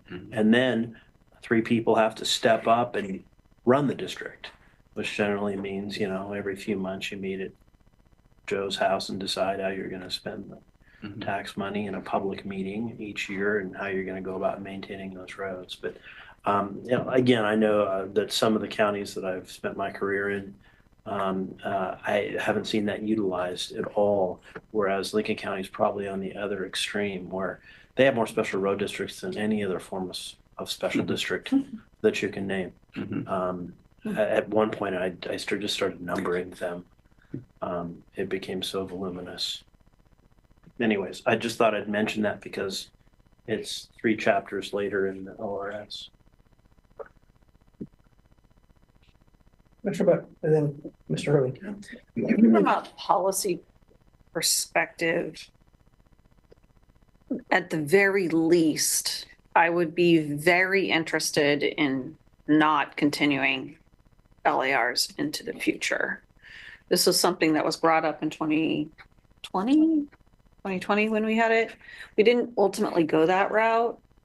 But this will become a perpetual problem if we don't at some point just say, okay, let's discontinue LARs. That's not going to solve like the current issue if we have jurisdiction to do that. That's another question maybe. But I thought we had some control over that, but maybe I'm wrong. So I would love to dig in on that particular issue. LARs are basically in our ORS Chapter 368, the default setting for a public road. So basically, it are things that are not interstate highways, not state highways, and not part of the county road system, and they're outside a city. It's a local access road if it's a dedicated public road. So there's no real way to, quote, get rid of them per se unless you vacate them. And there are ways to essentially take the public rights away and convert it into private property. But generally, people don't want that to happen because unless they have cross easements, they lose access to traverse the road. So local access roads are kind of the default baseline where everything starts unless they get picked up by some other system in which they go. Can you require that if people put in roads, they have to be up to county standards as a next tier up? Yeah, and then they can talk about county roads generally have standards, minimum widths. I think in statute it's at least 50 feet right away, and there's a few other things that are in the code. Essentially county roads are what I call secondary highways. They get you from here to there, and so there are minimum standards that every county has. There are statutory defaults, but then I suspect, I haven't looked at our code, I suspect we have our own standards, as every county I've ever worked in has for county roads themselves. We also have jurisdiction, and I think that's the right word. We have jurisdiction over local access roads in terms of, say, somebody puts up a fence on a public way and a local access road. Well, this gentleman has the power to order them to remove it, and then my assistant has the power to sue them if they don't. So we have that kind of jurisdiction and power. If people start putting up green stop signs, we can order them to stop doing that because that doesn't conform to the manual on uniform traffic control devices. We have that kind of regulatory jurisdiction. We just don't have the power to spend money on local access roads, except for the 2 exceptions that were shown at the very, very beginning, emergencies basically out of the county road fund. I've never actually worked in a county where we had enough general funds to actually spend any money on local access roads. And I've worked for some more wealthy counties than Lane County. Actually, every county I've worked in is more wealthy. But it just is what, ouch. Sorry, we have a low permanent tax rate. It just is, it just is what it is. Mr. Early, you're waiting patiently. Go ahead, sir. Sure. I just wanted to suggest, while local access roads are a problem across the county, most of the energy right now is in the River Road Santa Clara area. And with our recommendation that we should pursue annexation on these roads with the city, I'm wondering if you would be interested in the next time you have a joint elected officials meeting, if we could put this on the agenda and we could work up some proposals that you might want to float with the city officials and see if we can make some traction. I got a head nod, colleagues. Yeah, Superb idea. yeah, it's Put great. it on the list. How soon is that? Does that happen too soon or later? I'm not sure when the next one is. There will be one, hopefully in the next 6 months, on the Goshen wastewater extension. So it could be tagged onto that meeting. Great. That'd be awesome. All right, so can we, One clarifying question. go ahead, question. For what, Mr. Bobette brought up. So we do have jurisdiction on LARs. If there's an abandoned car that's been parked somewhere, something like that, we can send our waymaster out to remove that. Regulatory jurisdiction. Yeah, that would be with our solid waste code though. Yeah, and that actually applies to private property as well, but we actually have regulatory jurisdiction over the roadway. So for example, if somebody creates a hazard on a local access, again, Dan can order them to abate that, and if they don't, we can sic Tiffany on them to make them do it. We'll be in communications, Dan. All right, is there anything else? Our time's just about up on this work session. I know, I'm like you, you're almost wanting to ask the people here to kind of chime in, right? Yeah. Well, I think that if we are about to end this work session, let's end it on the note that this is not the end. I mean, we have a lot of discussion. This is the beginning of it, and a wonderful presentation, bringing us all up to a level on understanding what LARs are, why they were created. They were created to save money for the people who live on the property. Presumably, that saving money has been passed along all along, so the people who own the property now save money also. I don't know, maybe not.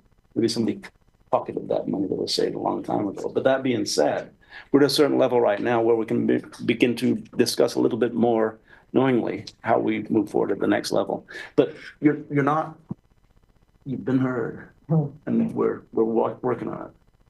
Commissioner Trieger, land this Thank plane, you. please. Well, I think this started to come up and then we kind of dropped it. And the one note I had that I haven't heard any response to is this issue of seller disclosure requirement and who enforcement for that, because that's the piece that, as I understood from the reading, should be happening and isn't. That's accurate. So we just were recently successful in working with our GIS team and Lane Council of Governments, who manages RLID, and I cannot remember what RLID stands for in terms of the acronym, but it's when you go into Zillow or whatever, it's what feeds the property information. And so now there is a section on that says whether or not the property potentially takes access from a local access road. And then if you click on that, it goes to the definition of what a local access road is and maintenance responsibility. Real estate listing information Thank you. database, I think. Yes. Close. Regional Something Land like that. Information Okay, Database, there we pretty go. darn close. Something like Good that. work. Close enough. And building off of Sasha's comment, when we receive proposals for development on local access roads, we can issue conditions of approval that require the property owners to have recording requirements that carry with the property. So that's now a condition of approval for development on local access roads. And then the last thing is it came up in some of the written testimony we received, there's some discrepancy between our maps and the city's maps. I imagine that's just because it's so patchwork and piecemealy, but if you wanted to say anything in response to that, I don't know if you saw those written comments, but. Yeah, and some of it's actually terminology. Some of it is probably some standard mapping errors that do occur, but some of it's terminology too. So if you bring up LARs to the city staff as you're working with them on the operations side, so we have a maintenance IGA with the city of Eugene and the River Road Santa Clara area for efficiency. So more or less, divides the north and south, where the county maintains the northern end and the city maintains the southern end for maintenance, not repairs and capital projects. But some of the discrepancy is the terminology we found is going through those discussions with them is that we say LAR and they look at us and go, we don't recognize that. City streets, as they call them, city unmaintained. So there is just some of it's just a definition how they map their system as unmaintained, but they may not show it as a local access road. They just call them city unmaintained. Great, thank you. All right. Very good. Again, thank you for all your hard work, and we're looking forward to that, hopefully not more than 6 months addition to the joint meeting, and we'll continue to move forward on this. And thanks for that suggestion of annexation. Let's do that. Good deal. All right, good deal. Thank you, sir. Our next item on the agenda is item 7D, which would be a work session of amending the lane code to establish erosion prevention policy to meet the county's Willamette Basin total maximum daily load, another acronym, TMDL. And it looks like as we're swapping chairs here, getting ready to do that, looks like Ms. Surslev, our senior planner, would probably head this up. Is that or is this Mr. Hurley's? Oh, Lorraine. Oh, you're going to fart Lorena. All right. Well, there you go. Lorena, our stormwater permitting specialist. So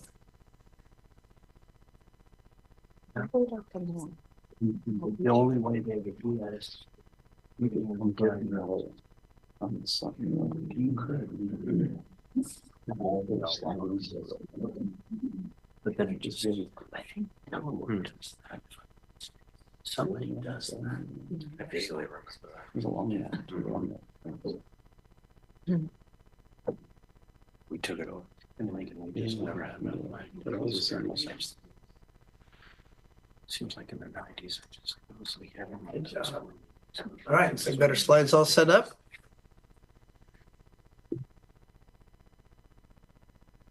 You get comfortable, you can start whenever you're ready.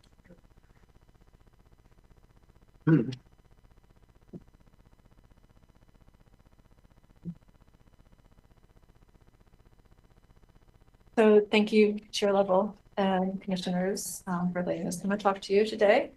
My name is Lorena Janeski, and I am the Stormwater Permitting Specialist, and I work in the Land Management Office. And I'm here today with Moria Papagallo, and she is the Environmental Engineering Supervisor. And then Rachel Surslev has been our Senior Planner on the project as well. And Tiffany Johnson is our counsel who's been helping us out and will continue to as we move through the process. So the erosion prevention regulations that we are required to adopt are coming from the county's final revised Willamette Basin Mercury Total Maximum Daily Load, and TMDL for short, or Mercury TMDL for short. The Mercury TMDL is a set of federal requirements that is administered by the Department of Environmental Quality, EQ for short. Today, we want to give you some background about the county's federal stormwater permits and our existing erosion prevention program. But our main focus is going to be to talk about the Mercury TMDL and the water quality management requirements that the TMDL requires that jurisdictions within the Willamette Basin adopt. We want to present to you staff's approach to meeting these Mercury TMDL requirements. And we would like to get the board's feedback and direction, whatever you can tell us, prior to staff finishing a rough draft of the code, and then also prior to us starting our public outreach process. So the Mercury TMDL requirements that we need to adopt now, they are different from the MS4 requirements that we went through adoption processes with you in 2023 and 2024. So MS4 stands for Municipal Separated Storm Sewer System. And those requirements and the TMDL requirements, they are both arising out of the federal NPDES requirements, and that's the National Pollution Discharge Elimination System. And the county needs to meet these requirements to protect natural resources and waters of the state from pollution. So each of these permits, the MS4 permit and the TMDL, it's its own thing. They are separate, but they have different requirements, but some of the requirements are very similar and the structure, they speak to each other, but they are separate and the county reports on them separately to DEQ. So DEQ manages these permits for the EPA, the Environmental Protection Agency. So with the board last year, the board's direction was to adopt the minimal amount of requirements needed to meet the minimum requirements of the TMDL. So here today, then, that is, we are following staff board direction and we're proposing a Mercury TMDL code and program that are designed to be minimally impactful to development. A note, other smaller jurisdictions in the state are also going through this same process of adopting TMDL code requirements. So there isn't one set way of doing it. And so we have been in contact with DEQ and they have tentatively approved the proposal that we're bringing before you. It's not full approval. We won't know until the next reporting cycle, but tentative approval. So the Mercury TMDL has water quality management requirements that are designed to control and reduce the levels of mercury in the Willamette River Basin. The Willamette has been identified by the EPA as a water quality impaired waterway. There are high levels of mercury in the river basin and that the mercury threatens habitat and fish health. And since the basin residents, us, we like to swim in the rivers and streams, we like to fish, we like to eat the fish we catch, the high mercury levels are also a threat to the health and safety of the people here living in Lane County. The Mercury TMDL requirements are meant to protect those waterways and the natural resources that we all know are a key reason of why we like to live, work, and play in Lane County. Sorry. Now, mercury is found naturally in the soil. There's a lot of natural ways that it gets in the soil, but a lot of the deposition is due to human activities as well. So a little life cycle here showing some different ways that mercury can get into the waterways. So one of the main ways is that mercury enters the river system by soil disturbance. So mercury can settle out of the atmosphere, settle on the soil, but then as soon as you go into work at construction site, bare soils, then there's the potential if erosion prevention measures aren't being cared for, of that soil sloughing off into the waterways. So that's the reason that the Mercury TMDL and the MS4 permit that we've already had adoption for, that's the reason why they look at construction site management to keep the waterways safe from anything that could be sloughing off and coming from those construction sites, also including construction materials, chemicals, that sort of thing. So because the Mercury TMDL requirements are in addition to the county's existing MS4 requirements, erosion prevention requirements will depend upon the location of the proposed development. So the existing MS4 areas are the bright green areas around the Eugene Springfield map up there. Those are the ones that we adopted the MS4 code for last year. But then the Mercury TMDL is going to cover the remaining portion of the Willamette River Basin that's located in the county. And that's about 76% then of our county area is the Willamette River Basin. The Mercury TMDL contains water quality management plan requirements that jurisdictions in the basin need to meet. The TMDL also contains a deadline for adoption of the erosion prevention requirements, and that deadline is September 3rd. And staff is working towards that adoption date. Keeping in line, though, with the board's previous direction, we are proposing that the county's measures be adopted only within the Willamette River Basin. And we're trying to adopt minimal standards to work through the process smoothly. The Mercury TMDL requirements, they're not as specific as the MS4 permit requirements were. For example, the MS4 permit that we dealt with last year, it lists specific amounts of disturbance that trigger the need for erosion prevention permit submittal and review. It has a lot of specific things that we had to do. But the Mercury TMDL requirements aren't so precise. And the TMDL notes, I've got a quote here directly from the TMDL. Counties must incorporate erosion control requirements into county building and grading permit applications. Permit language must require erosion, sediment, and waste material management controls be used and maintained at construction sites from initial clearing through final stabilization. So this is a little more vague than the MS4 permit was. The TMDL does not require that we adopt an erosion prevention permit program like the MS4 permit did. But it does specifically state that erosion measures must be used at development sites. The Mercury TMDL also requires that we adopt an ordinance, that we provide technical assistance to our customers and establish an education program about erosion prevention, and also that we establish an enforcement program.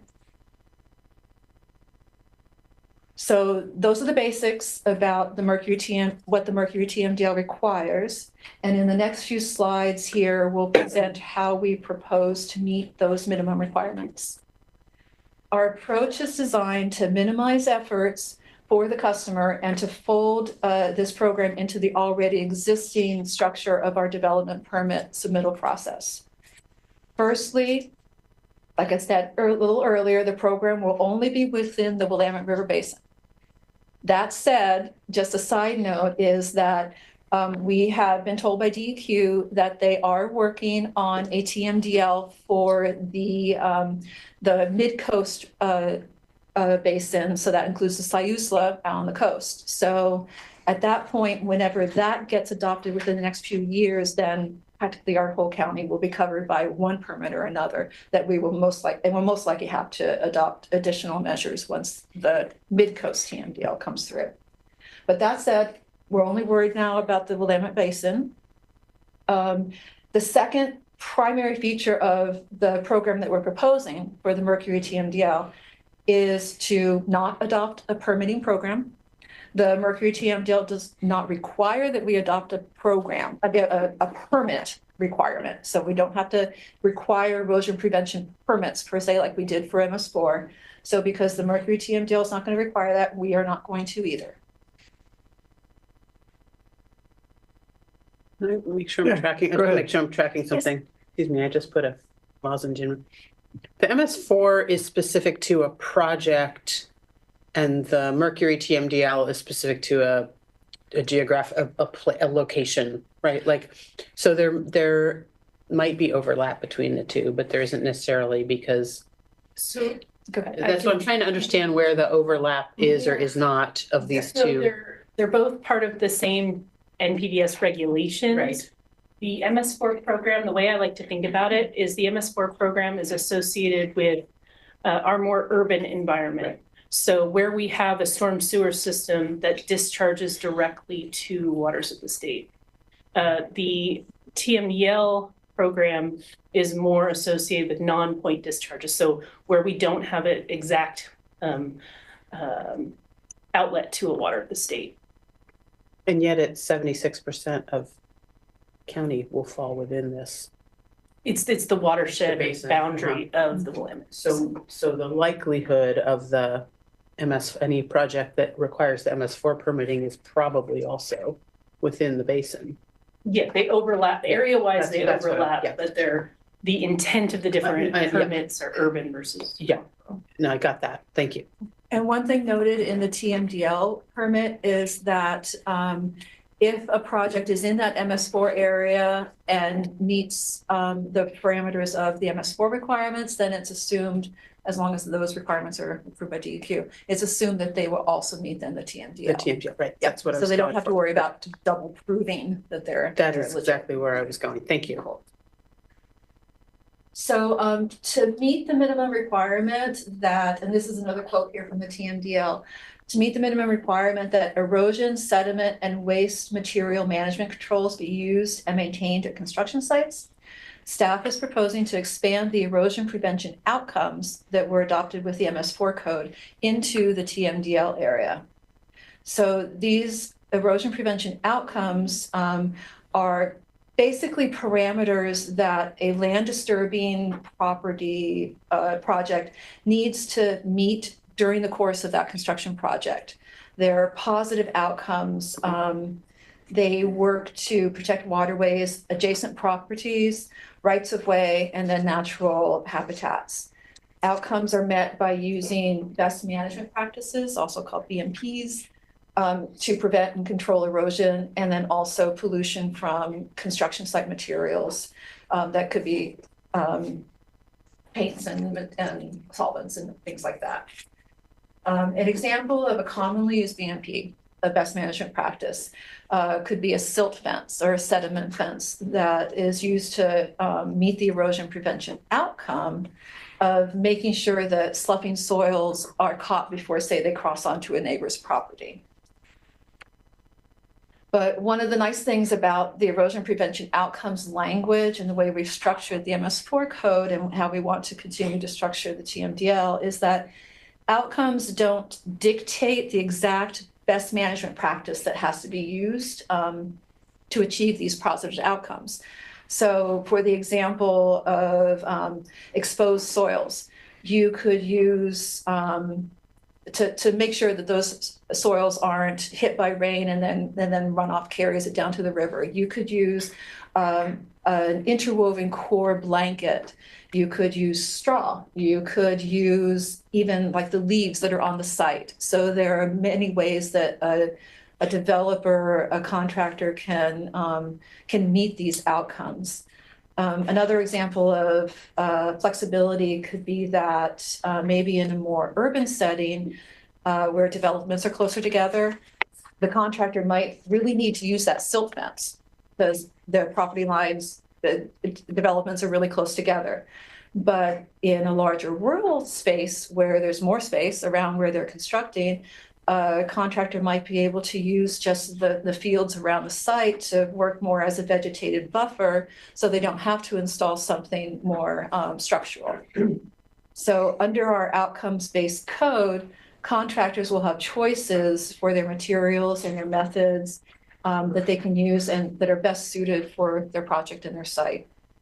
The need to meet outcomes is also a pretty familiar way of structuring erosion prevention requirements in our local area. Both Eugene and Springfield use outcomes, and local contractors are familiar with the approach.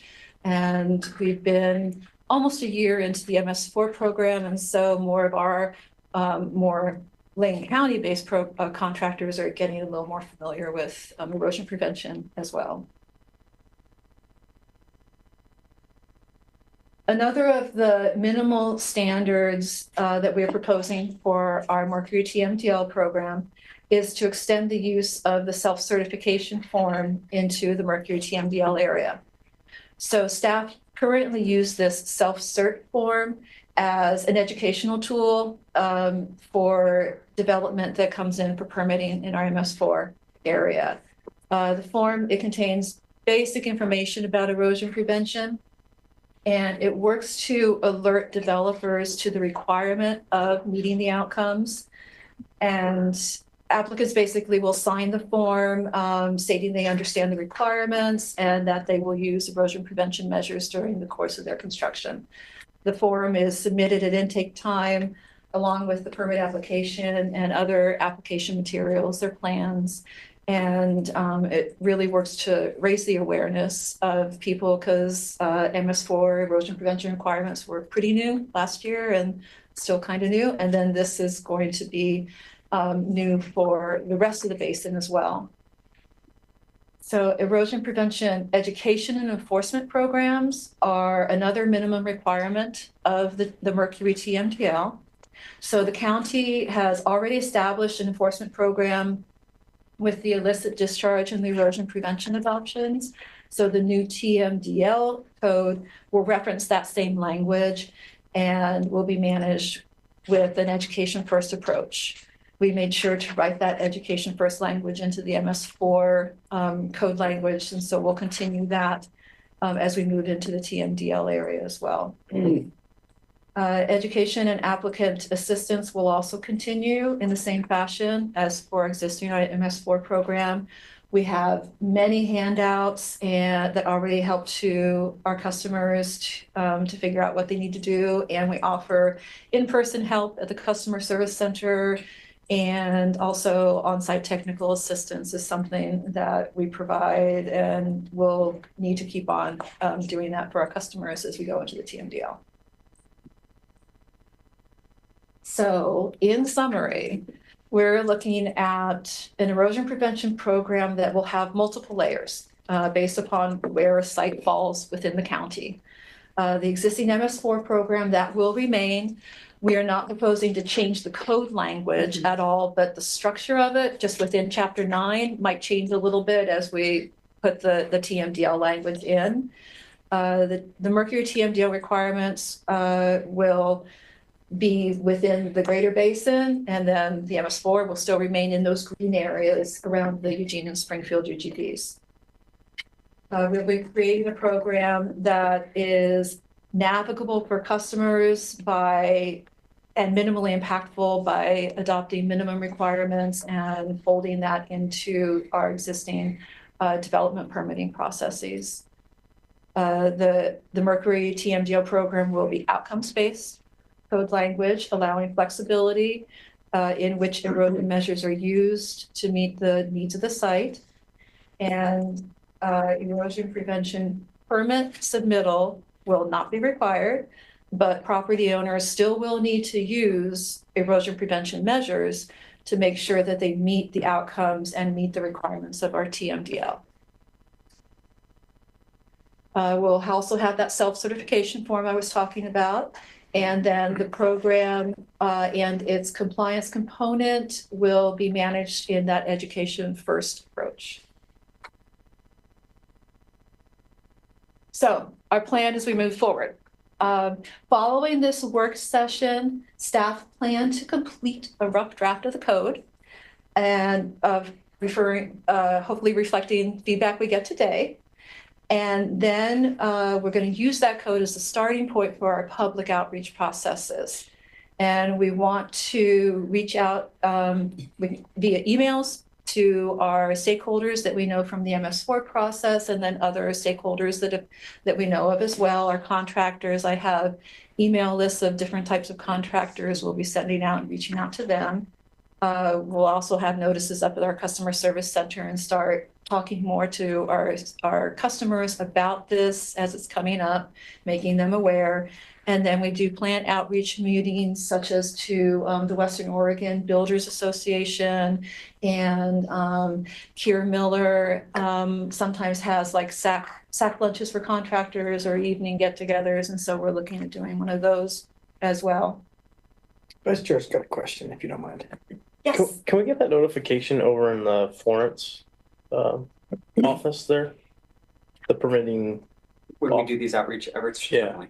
Okay. Yeah, that'd be great. Thank you. Very helpful. Mhm. So as staff receives public comments through our public outreach process, we will amend the draft code as needed, and then we plan to come back to the board for the public hearing process and the adoption process. So our dates there again, we are striving to have the code adopted by September 3rd of this year. And then that would mean an implementation date of November 1st. And this time, I'd like to ask you all for feedback, comments, whatever you might be thinking. We have strived to create a program that is minimally impactful to our customers, but still meets those minimum requirements of the Mercury TMDL that are there to protect the waterways, the properties, and the right-of-way and all the resources of the county we love. So thank you very much for letting us present and look forward to your feedback. Super. Thank you for the presentation. To the board of the table, any questions or comments? Just a comment, I think Go ahead. keeping mercury out of water is a great idea. Bold statement. And I just want to be really clear and also state this idea of minimum requirements. This is minimally creating complication for the person applying for the permit, not minimally working to protect the basin. I want to just make that really clear that that's what we mean, just to. Yes, thank you. Thank you. I just Go ahead, have Wish. one question, probably. So this used to be kind of the DEQ's oversight, right? Would take care of a lot of this erosion control work. So if you want to speak to it. So the EPA has designated DEQ is in charge of erosion or of the TMDL implementation within the state of Oregon. And there are additional construction erosion control permits that DEQ requires for projects, I'll just say generally around an acre of disturbance or more. But they're saying that through the TMDL that is not enough and more needs to happen. And I would just add on to that, but then DEQ has pushed it down to what they call designated management agencies. And so we're a DMA, another acronym for you. Perfect. As is like the timber industry and the agricultural industry. And so all of these DMAs have to develop programs to reduce the mercury in the watershed. And I'm sure they're paying us to do all this, right? For sure. Okay, so then do we do anything over an acre with this then? Or are we doing all of it now? Or just what the DEQ is not doing? Maybe I'm not completely clear on that overlap there. So for projects over an acre or larger, or that otherwise require a DEQ permit, that permit's still required through DEQ. And so our program, we would not be requiring any erosion prevention permits through us. Still in the MS4, yes, so not talking MS4, but in the TMDL area, no permits through us. And even if it's over an acre, even if it requires a permit from DEQ, we wouldn't be requiring a permit, but that development still needs to sign that self-certification form, still needs to realize they need to put in these erosion prevention measures. They need to use them throughout the course of the project, and they need to meet the outcomes, basically. And these are more stringent than the DEQ's current? No. So DEQ currently, they have their 1200C program, and so they would be requiring a permit. They would be reviewing that permit, and then they would be doing inspections. So as a part of our application process for just like a building permit, what would happen is we would be, as usually what still happens, even though we do have our digital program now, what still happens is people come in and talk to us about the project before they submit. And so we would be telling them that we have the new requirements for the TMDL and you need to use erosion prevention permits. We can give them some handouts. And so then when they submit, they're going to be submitting that self-certification form and that has information about outcomes. And we've got handouts specifically about outcomes we'd be sharing, and we can talk to them all through it.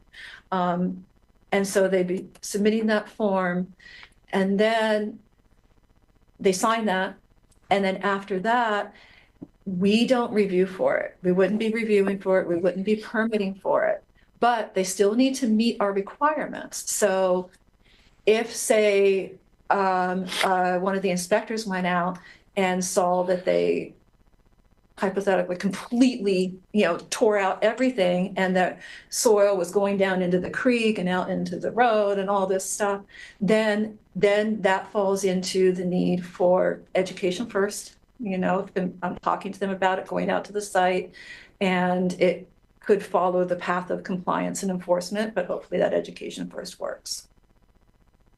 So basically, there's two people, now us and DEQ, on some of these projects overlooking the erosion control.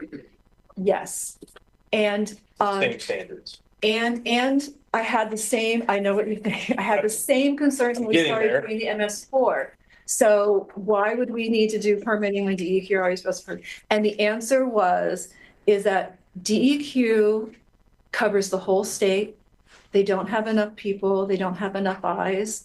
And it is a serious concern, the health of the basin, the health of our waterways. And so that's why the smaller jurisdictions are also required to do permitting in the MS4 area, or at least this oversight in the TMDL area. Is there ever any, I'm kind of smiling at Dan, is there ever any communication so we don't both show up at the same day? So actually, I have been talking. I do talk to DEQ because I've had a few permits that have come in for the MS4, and so the way we structured the MS4 program is to make it easy for them. They go through the DEQ process, get their DEQ permit approved, and just submit that as their county plans. And so I've talked to DEQ. Sometime we haven't yet scheduled it, but it can be beneficial to go out the same day and just talk through it sometimes. But the ones that I've been out to, because if it's over an acre, I believe we are required to go out and inspect as the smaller jurisdiction. So, but it's totally fine to be talking with the DEQ person and to understand what's going on the site. And so I think it's working. I think it's working good. It's not like it's additional eyes versus double duty. The state typically doesn't come out hardly, Yeah. unless there's an issue that we're trying to elevate.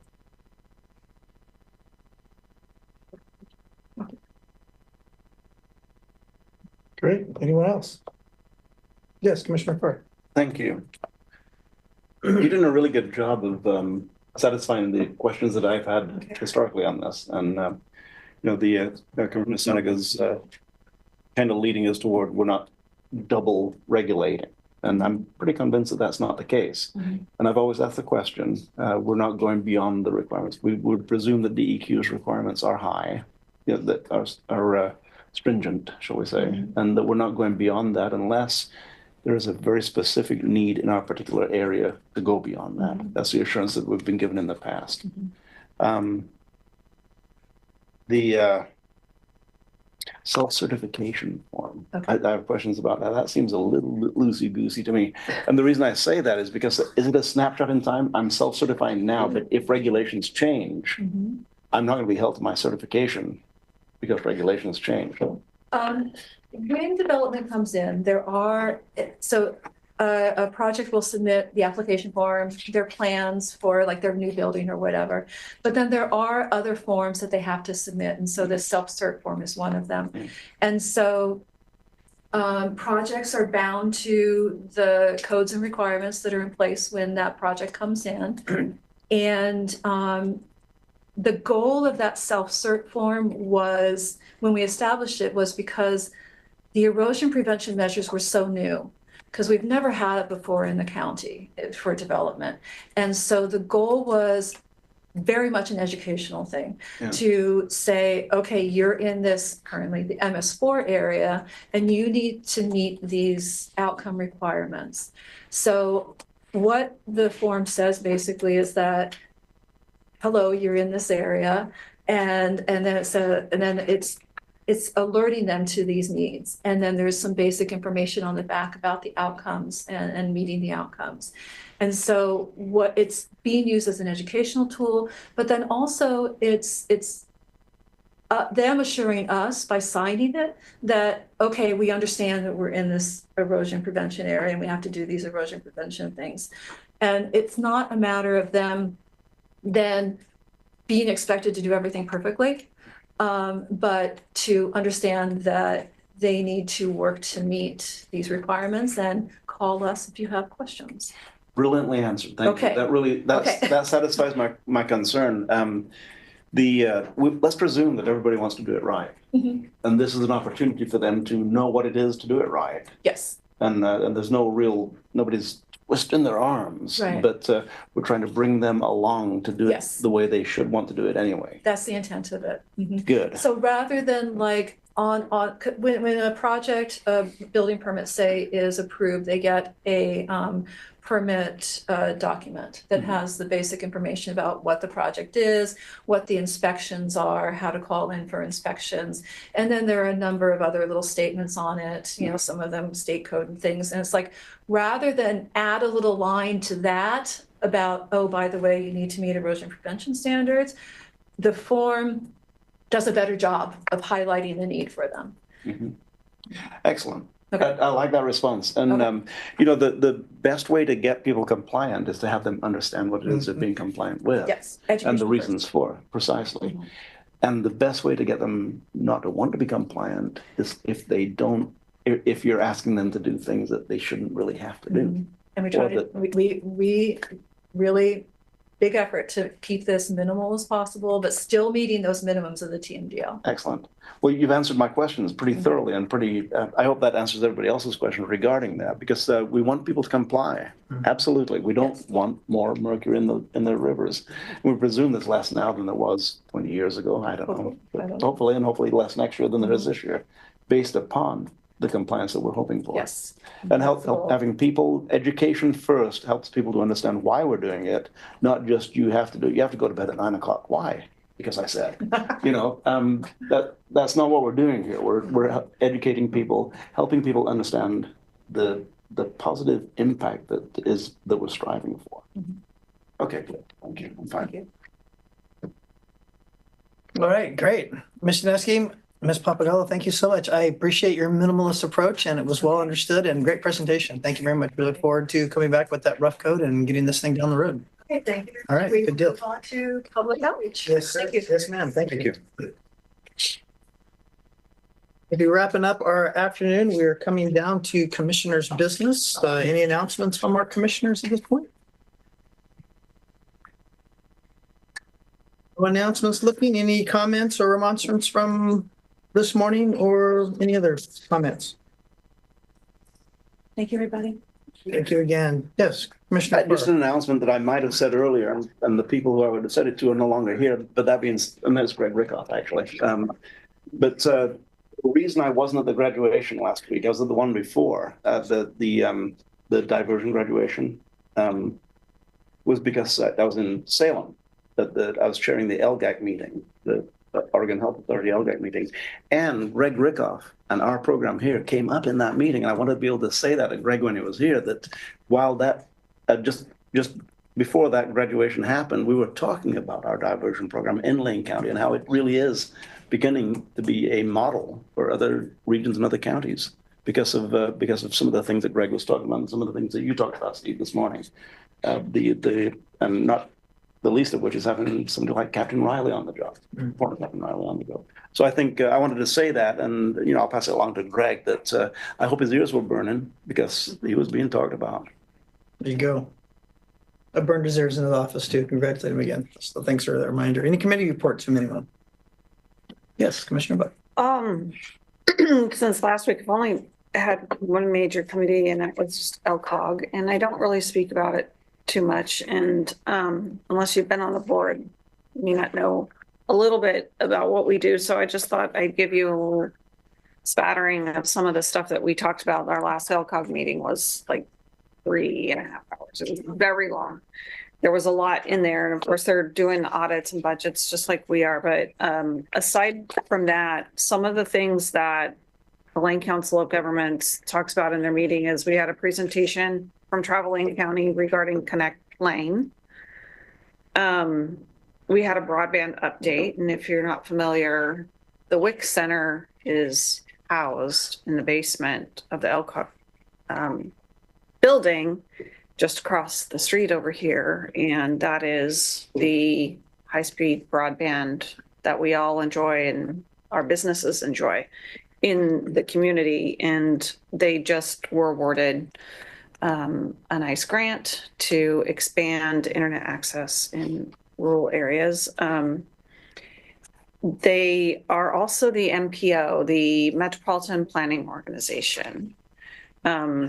The jurisdiction of the MPO is under Lane Council of Governments, and the MPO, the Metropolitan Planning Organization, designates the MPC, the Metropolitan Planning Committee or Commission, to make those decisions on behalf of the MPO, which then has to be approved by the Lane Council of Governments.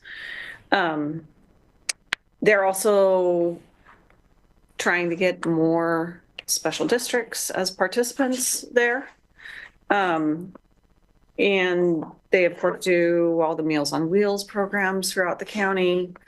We also did a letter of support for Cresswell for their wastewater system. So that's just a smattering of the various things that we talked about just at our last meeting. So they have a wide range of issues that they work on. You know, if you haven't had a chance to sit in on a meeting, they're usually not that long. But that one had just happened to me. I know you're like not going to volunteer for a 3.5-hour meeting, but even as another rural commissioner, they have a lot of interesting issues for our region, and would welcome your presence anytime. Great, thank you. Awesome. Thanks for condensing 3.5 hours to 3. It's not usually that long. It really isn't. Yes, Commissioner Farr. Just on committees, MPC does meet this coming Thursday. Then I'll talk to you about that. But the NWMC, which I represent the Board of Commissioners on, we're meeting next week on Cresswell. And you're invited to that meeting. I don't know if you've seen the invitation yet. I've seen that you've not responded to that. It's at a weird time. So if you can't be there, it's going to be online also.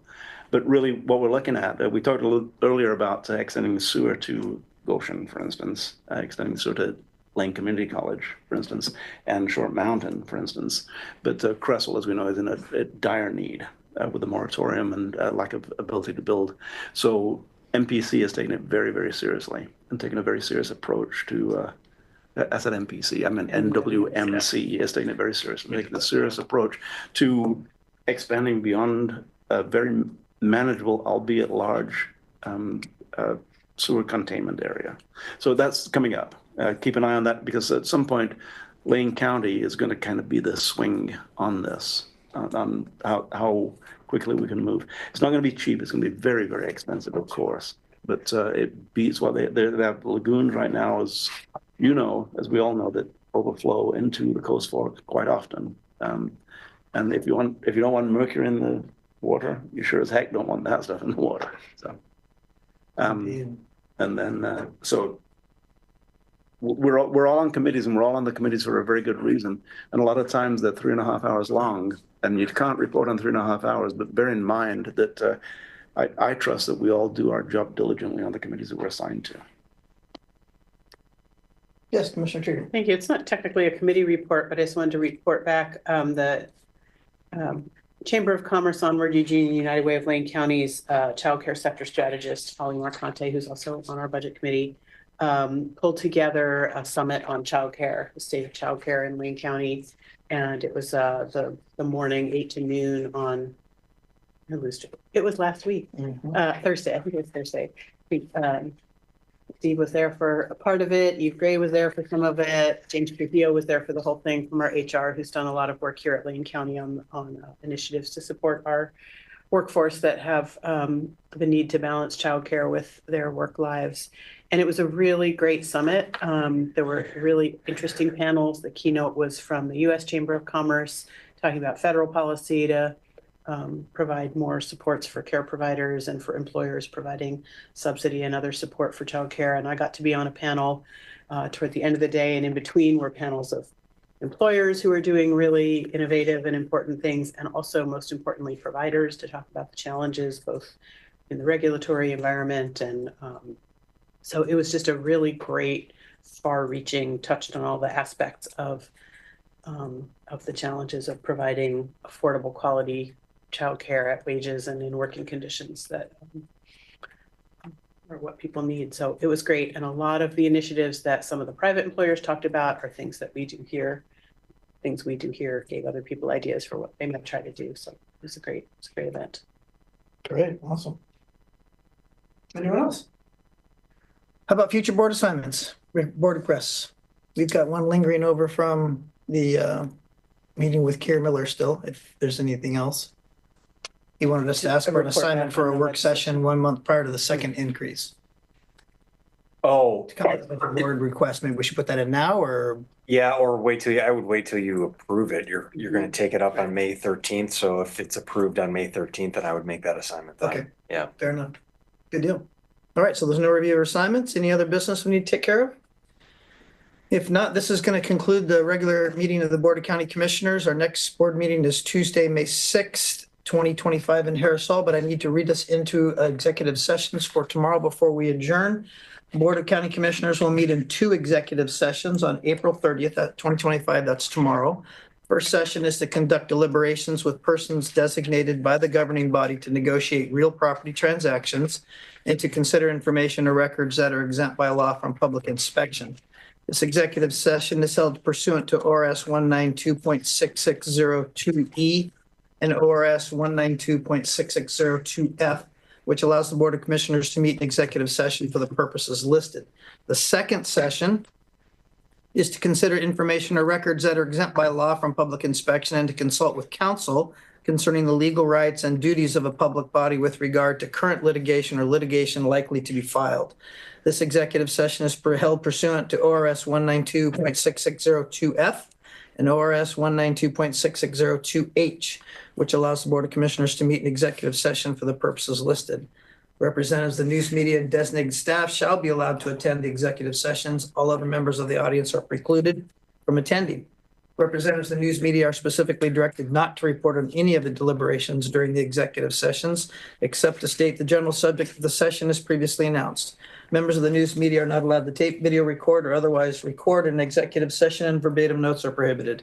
No decision may be made in executive decision. We will see you tomorrow in the executive sessions. We are adjourned.